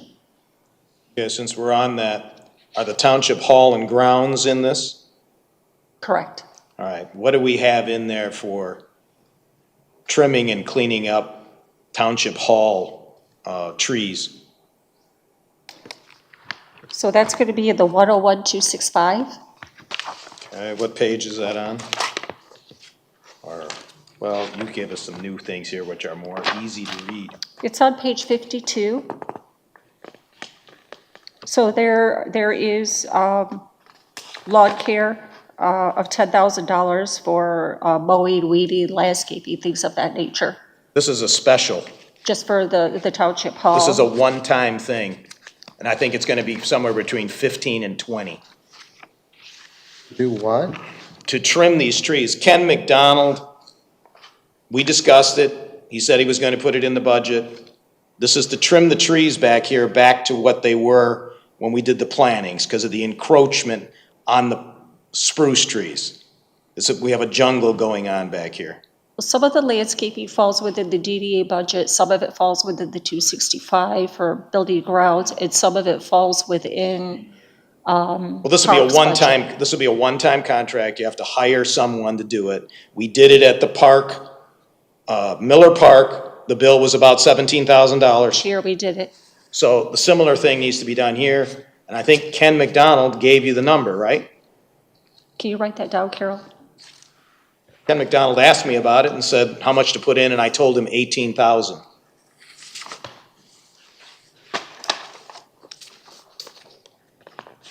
So you say you have anything in there? What would that be? 10,000 in the budget 265? currently for next year. I have Pardon? received, We have $10,000 in the budget next year for landscaping and tree trimming and those types of things on township hall grounds within the 265. what is it, 265? It's 101-265, it's on page 52, it's township hall at building and grounds. Maybe that Under- 10,000 is part of it. I don't, that's what I'm under trying to account understand. The original one, 821. because the one in the packet's hard to read, it's not really legible. Okay, I'm sorry. It's under 821 and there's $10,000 budgeted currently. Township off-site locations, mowing and weeds, $10,000. So you just kind of had a general description in there. So we'll have to review it. Sorry? She said she can see it. She can see it, okay. Yeah, I can see it. So if that's something that we want to add, that would have to be a budget revision that we could add in addition to the 10,000. How much more would we want to add to the budget for that? All right, based on the experience at Miller Park last year, where it was about 18,000, my judgment is put in 18,000. Our high-priced landscaping is being destroyed, so we want to preserve it. So do I ever hear any feedback from anybody else? Do we put that in or Yeah, you can put it in. put it in?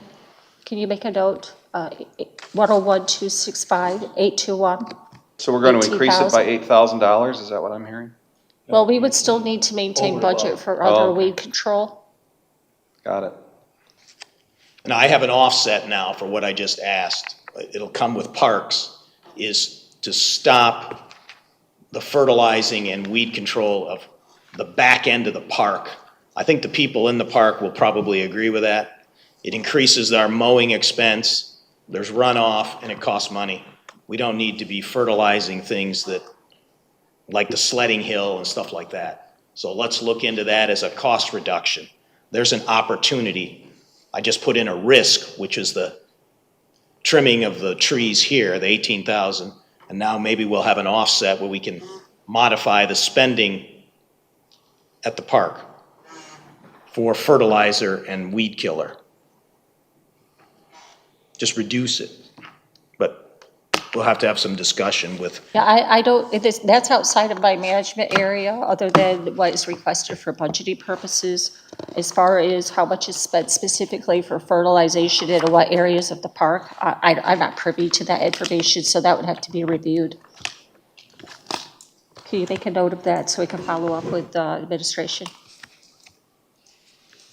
just ideas to reduce costs. So when you add money, you look for ways to take money out. We do have, I believe, some tree trimming budget as well, but it's in the parks budget for next year. Could you go to the next slide, please, Bob?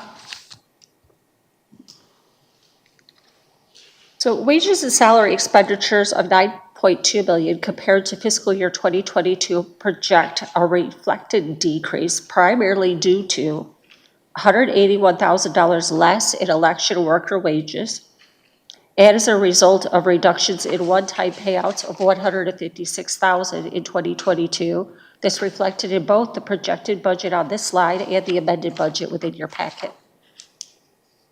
Retirement benefits reflect favorable decreases as a result of better than expected experiences by the medical industry, which we talked about during the public safety budget, and as a result of investment returns received in the defined benefit pension plan as of December 31st, 2021.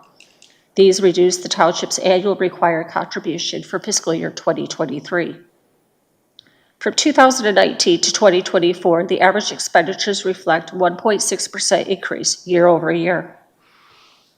The reduction in 2020 was a result of proactive measures as a result of the COVID-19 pandemic that was taken by the Township Board in the spring to reduce one-time capital outlay projects in order to maintain township operations until funding sources were able to be measured that were either delayed later in 2020 or were appropriated for completion in 2021. You can see that reflected in the capital outlay budget, as capital outlay expenditures vary year over year based on equipment and facility need replacement. The 2019 to 2024 expenditures also include the one-time OPEB contributions in order to comply with the state corrective action plan in accordance to the PA 260 funding requirements. In 2019, this included a $1.2 million contribution. In 2020, a $1 million contribution. And in 2021, a $250,000 contribution. Is that under the capital outlay category? No, No, that's under. that's under What retirement. was the big capital outlay in 19 again? Was that the fire truck? Yes. Okay. There was a fire truck, there was an ambulance that had grant funding. Yeah, There yeah, was some yeah. 911 equipment with grant funding. So the capital outlay, the $1 million for the ladder truck, even though it was an installment sale, is shown as the lump 1 million Well, there in was the a year in which we bought it. $600,000 fire truck. No. $600,000 fire truck, there was a $200,000 911 We pod bought- and we- equipment. We bought a fire truck from Plymouth City. I think we bought an ambulance, and we had the There was upgrades the to the 911 ambulance. system. And then the next year, we bought a fire truck for $250 from City of Plymouth. Okay, then I don't know what I'm talking about. So- It was a $650,000 pumper or fire truck. There was 200 and some thousand in That's the one that dispatch. we bought with the grant And money from 19. the state, right? Yeah. The ladder truck was close to $1 million. Yeah, but you. Yeah, I know, we know that. That's That part was of a the different- we're the paying debt that off service, over and we time. pay that on an annual installment basis over a period of 10 years. We're in year 4 in 2023. So that's the question I asked. We It's bought- an installment sale, so when do you show, I know Bob said that it was $1 million purchase, it's an installment, but when do you show that $1 million? $110,000 a year in payments, or $1 million in the year in which we purchased it? It was recognized in the financial statements in 2019 when it was purchased as part of the capital outlay in the full accrual. When the liabilities incurred, right? And then we record the liability in the government statement annually that reflects the principal and the interest So for that's the why payment. 2019 is. And then we show the reflected total debt in the full accrual of the financial statement. So you said something that's what triggered my question. So under retirement benefits, there was a one-time $250,000 payment for OPEB. paid on Correct. the OPEB, but that's an annual payment. the last year. That is based on the township board's action in 2019 to set one-time OPEB contributions to fund the plan to reach 40% by 2035. Right, So you started out in the first year when you passed the resolution in 19, funding it at 1.2 million. right. In the following year, you funded it at 1 million. And until 2024, the board is committed to fund it at $250,000 Right, per this year year. we funded it at 250. Correct, in 2022. So in Right. 23 and 24, it also includes one-time contributions of 250,000. Okay, all right, that's what I thought, thanks. So that's why the green is starting to go, when you look at 19 to 20 and then 20 to 21, you see it decreases. Next slide, please. The 2023 administration and general government combined make up $4 million, or approximately 21% of the total requested 19.3 in general fund budget.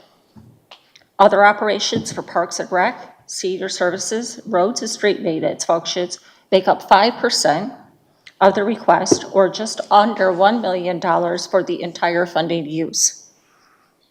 The restricted general fund dollars for building and planning make up approximately $1.1 million, or almost 5.5% of the proposed budget. While the public safety function uses 62% of the 23 proposed budget, it does not include in this presentation slide the notes payable for the financed equipment, the transfers out to the township revolving fund, or the one-time OPEB contribution of $250 that represents their portion that's reflected in the general government function.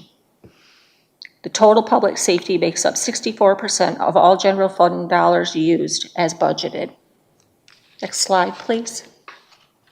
So there's something else in there that I think is rather telling, I don't know if this is a good place for it, is that if you were to estimate what percent of our total expenditures are people-related costs, I think it's probably in the 85% or so. Is that reasonable? So as I had indicated in the last slide,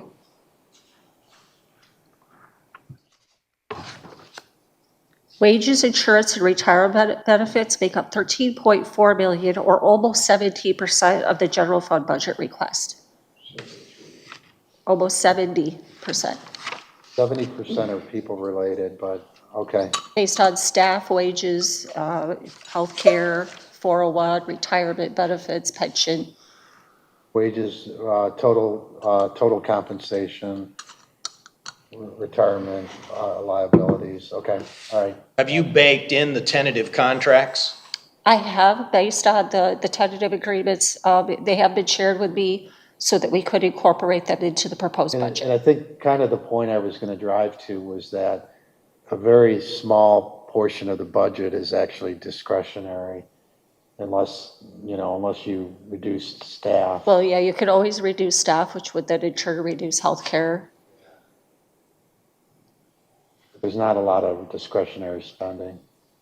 Well, wait a minute, Bob. Yeah, there is. You can set the staffing level to whatever the township board decides.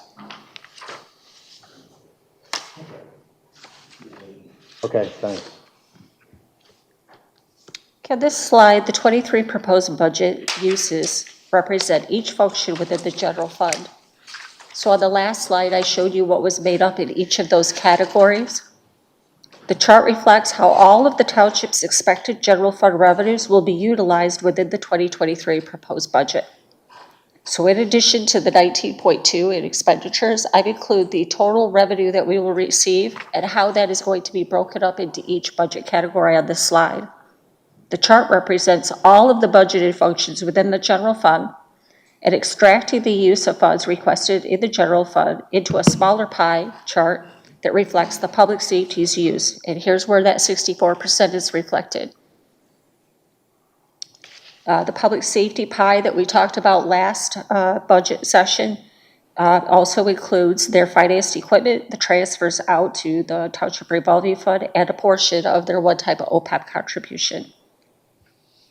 The 23 proposed revenue over expenditure fund balance surplus as stated was $103,600 based on the proposed budget, and reflects approximately $45,000 in unassigned and $59,000 in a restricted fund balance. The building department revenues and expenditures were placed into the audit construction footnote, and calculations were based on the actual budgets as presented to determine what the portion of restricted and unassigned fund balance surplus would be, how it would be broken up out of the $103,000.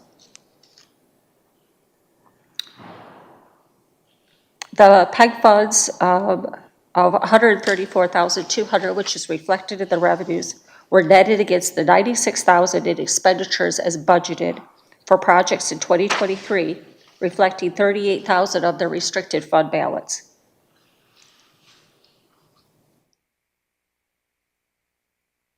So last year I got a question about this, so this year I applied the financial note that we would apply at the time of the audit. And I believe, Mr. Kirby, you're the one that asked the question last year. When we have an expected surplus of fund balance, how is that broken out? So while we have restricted revenues that then are tied back to the restricted expenditures that go with those, I went through based on the actual budgets that's been presented to you, and I plugged those numbers in to see where that surplus would go. So it's approximately $103,000 surplus? $103,600 based on the requested budget today without the additional $18,000 you just requested this evening. And based on that 103, this is how it would break down if the actuals are 100% identical to the budget. Now, the actuals could be higher, revenues could be higher, expenditures could be lower. There's all kinds of variations that could happen, and oftentimes departments don't utilize 100% of their budget every year. So that surplus from the building department, the $103,000, $104,000? Of the 103, the restricted fund balance is $58,647 as represented in that orange piece of the slide. Okay, and that when it restricted fund balance? And that restricted fund balance is made up of the building department revenues over expenditures and the PEG funds. So those two are specific purposes in which we collect revenues for and have specific purposes in which the funds can be used. So the building portion of it builds up until we find an allowable expense. Well, this year it looks like that number's starting to get tighter and tighter.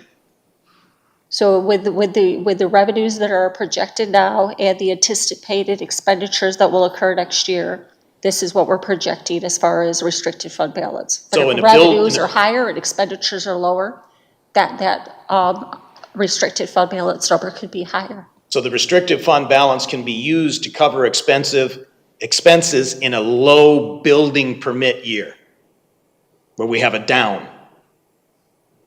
Right. Next slide, please.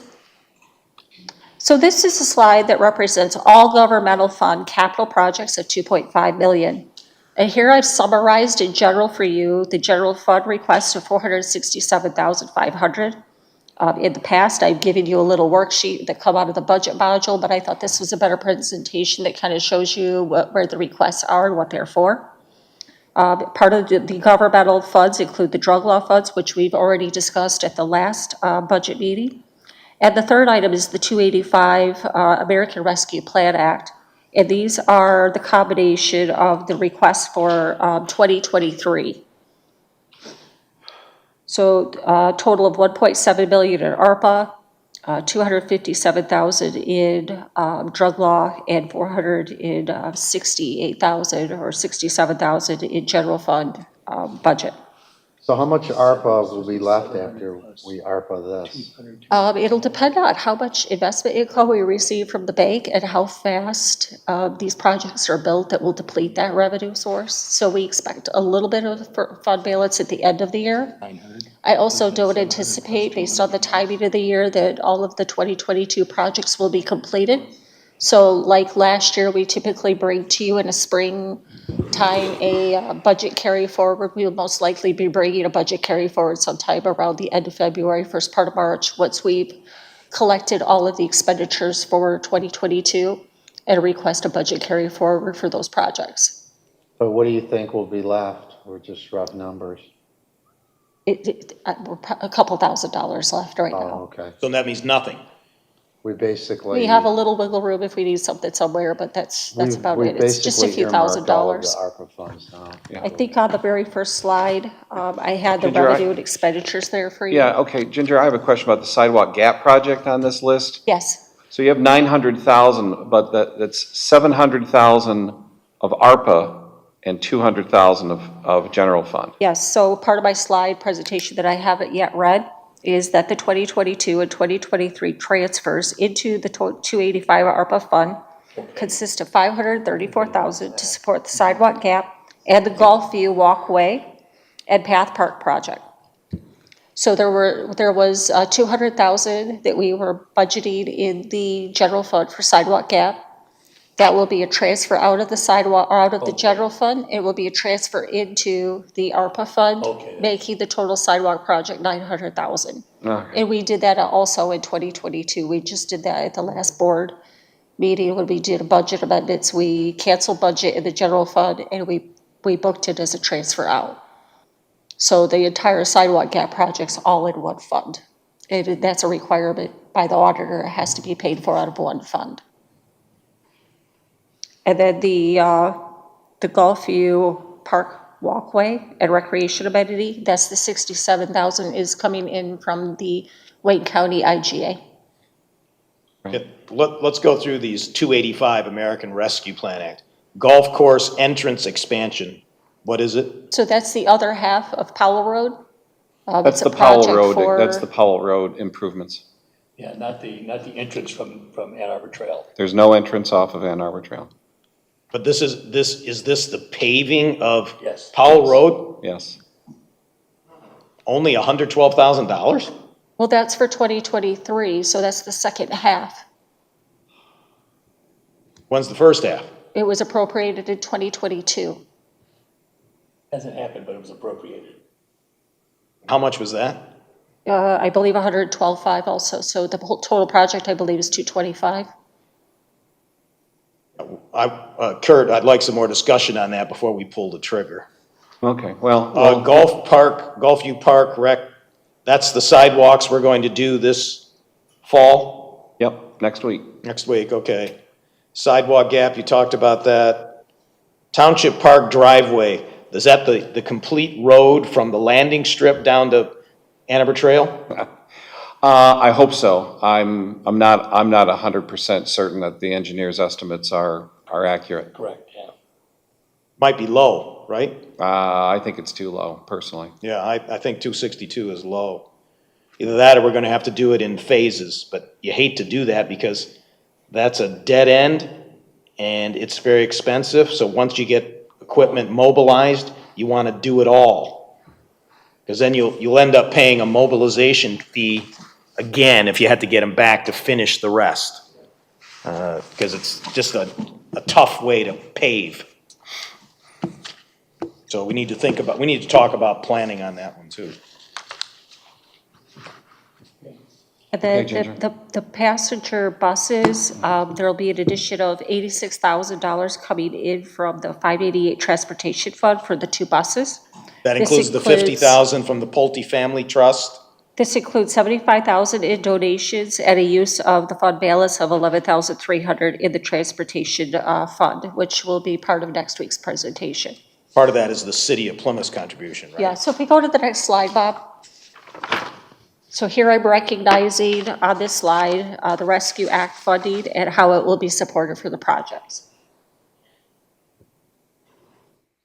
The first one there where it says Ann Arbor Trail Sidewalk Gap, you need to add something there because Ann Arbor Trail is not 1.8 million. No, that was the project for this year for 900,000. I haven't received information as to what the next Sidewalk Gap project will be. But this is misleading. But it's total. 1.8 million, I could have just said Sidewalk Gap. okay. Or take off Ann Arbor Trail then or something. Well, Ann Arbor Trail is currently being done, and this is a look back for 22 and for 23. So I was trying to be Well, Ann Arbor Trail will inclusive not be and- done this year though, unfortunately. But what she's trying to do is just show where the ARPA money's going. ARPA money's going. Okay. Okay, any questions on this? I'd like to keep moving. We've already covered all that. Oh, Thank you. wow. Ask and you shall receive. All right, any other questions for Ginger? Thank you very much. Very good. There's no public comment, so board comments, I'm just gonna open it up. Anybody? Oh, I just have more of a question. What's the rest of the packet here? Pardon me? The rest of the packet includes the budget slides, and it shows you each department within the general fund, and then behind that, it would show you the drug law funds, followed by the ARPA fund, followed by the township revolving fund. Oh, okay. Those would be all the governmental funds that we covered as far as requested budget. So we should delete the package that you sent us, good, clear, printed ones today. I just did that proactively Good, because you asked because for we it last couldn't time, read it so you again. had a Yep. hard time reading the slides, so as a preactive measure, I decided to bring those to Great, you thank this you. evening, just so that you could see them. Okay, we're on board comment, so Nothing. Jennifer, all set? No comment. Okay, John? Nothing? Bob? I'm good. Okay, Jerry Borba? Just a couple things, just when we're looking at this budget for the clerk's department and elections over the next, the clerk's budget for next year in '24 for elections, bear in mind that there's a proposal about elections and changes there. It will, if that passes, it will significantly impact the clerks and elections budget significantly. Which direction? It'll be increased, there'll be a significant increase in the need for more personnel, more time, more equipment, so it will have a dramatic impact on those two budgets. So potentially, How would that impact? Number other than two- the mailing? Because I know you've said that before, and I'm curious about. No, that. well, the mail-in is impacting us now, and it's costing more money. Well, if you're gonna have 9 days of in-person voting, you gotta have more people doing that service. So imagine having 9 election days. But it wouldn't be at precincts, it would be. Where, you still have to have the people to do it. You can't have the people that are working in the office here doing it, because they're doing other things. They're issuing ballots, they're receiving ballots. You have to, imagine 9 election days. so election workers will have to be paid for those 9 days. For those 9 days, so, and how many, areas am I gonna have to service? I mean, I'm gonna have 1 location, I'm gonna have 12 locations, what's gonna be the fallout of that? And then you're gonna need more equipment, because I can't use the present equipment for that, I'm gonna have to have more equipment for doing that. So you can have a significant increase if that passes. You're gonna have to basically have a standing precinct operational for 9 days. Yeah. And you're gonna have to have it in a facility, and this place is gonna be jammed, because it's already jammed. Yeah. I mean, you're looking at doing it off-site, maybe at a rent a property. We may have to rent Maybe something. do it at Four Seasons Pavilion or someplace like that. Yeah, you have to have some place to do these functions, and we don't know what the requirements are going to be. That's How many- massive. how many- That's how- a massive undertaking. Yeah, how many locations am I going to have to service for 24,000 people? I'm envisioning that's gonna be per population, number of locations that you have to have. But at any rate, it's gonna be a significant, cost in personnel and equipment and materials. And so presently today, has sent out about 6,800 ballots. We've received about 400 back in. So we're in the process of administering that part of the election right now. So we could make this adjustment. The election is on November 8th. Right. If it passes, what is the date we're planning, Kurt, to approve the budget? Well, November 15th, however, if Proposal 2 passes, the devil's in the details. Yeah, we don't know what the details And the details are going to be worked out throughout 2023. Yeah. By the Secretary of State's office and the legislature. Right. So should we, if it I- passes, should we put a plug number in the budget? I don't think that's necessary at this point. I think after the first quarter of next year, we'll have a better idea about what's going to be going You have on. But obviously in '23, if we don't have any elections, we're still gonna have to buy equipment that year to be ready for the next Yeah, year. normally we would have a down year in spending in the Right. clerk's office. So the effect of this proposal is increased spending Yes. significantly in the clerk's office. Yeah, and in my opinion, it's an unnecessary move, but that's my opinion. Keep in mind, our 2024 budget request in the packet is a forecasted year. You're not actually adopting the forecasted years to project out financially where we're headed in order to make adjustments as necessary before we get to a point where Okay, there's a yeah, so deficit. Just a heads up. 2024 would be the first year affected by this law. Well, no, you'll probably have to buy the equipment. Ahead of time. Ahead of time, right, and train people, and So 2023 could be affected. will be affected. Yeah, but we just don't know by We what don't amount. know what amount, yeah. Because again, the rules are gonna be set by the Secretary of State and the and legislature. Someone will have to promulgate the rules, yes. Thank you.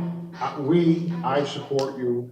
If you read the Michigan Township Association connector, comments that come through from MTA, clerks all across the state are, very concerned.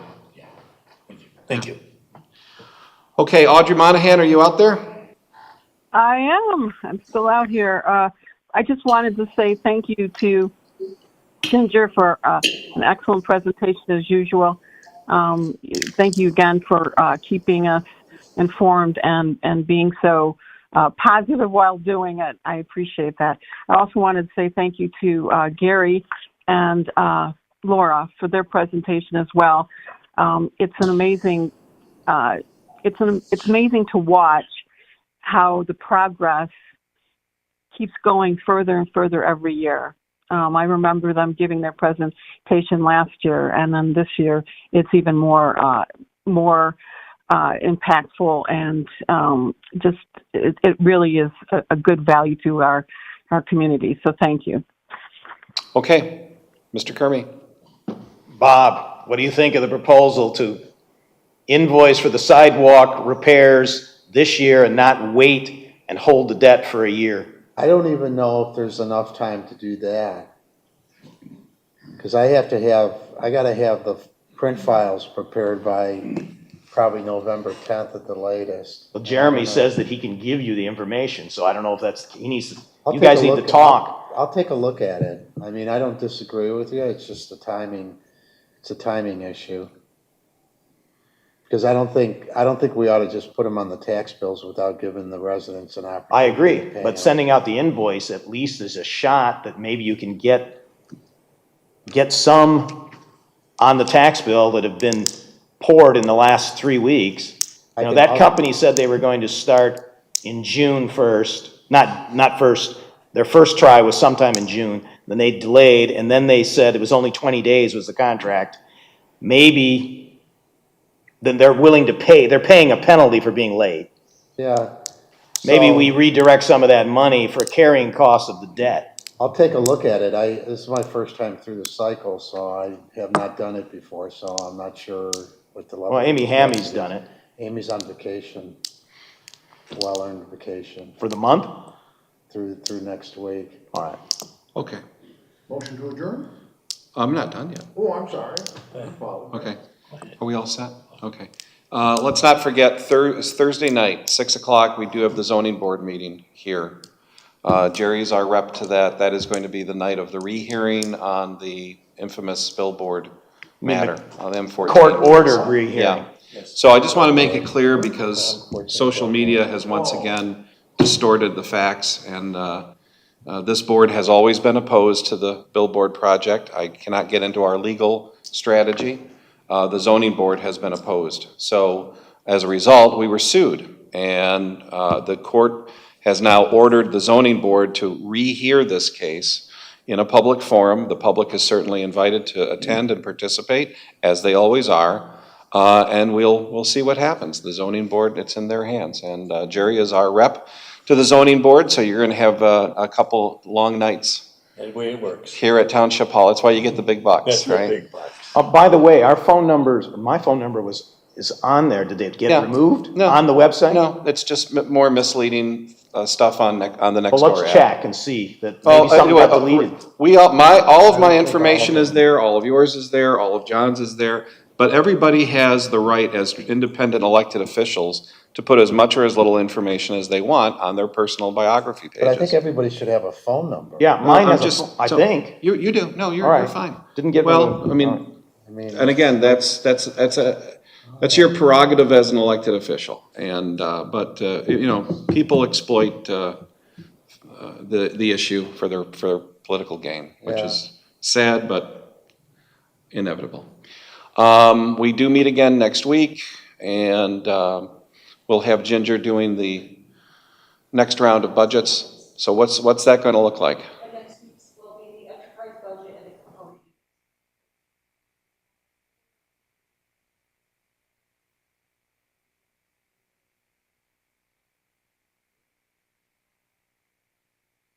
Okay, this weekend is going to be really busy around the township. We have the fire station police open house on Saturday, and then we have the Fall Colors event at Township Park from noon to 3 on Sunday at Four Seasons. I'm sorry, what is that event again? That is the Environmental Leadership Commission has a bunch of, there's a flyer out in the hallway. They have a variety of environmental related programs, displays, hands-on workshops, etc. You get to see Kurt Heisey canoe. You might see me in a canoe on dry land, which is very interesting and humorous. All right, I need a motion to adjourn. So moved. Motion by Clerk Vorba, is there a second? Second. Second by Trustee Stewart. All those in favor of adjournment signify by saying aye. Aye.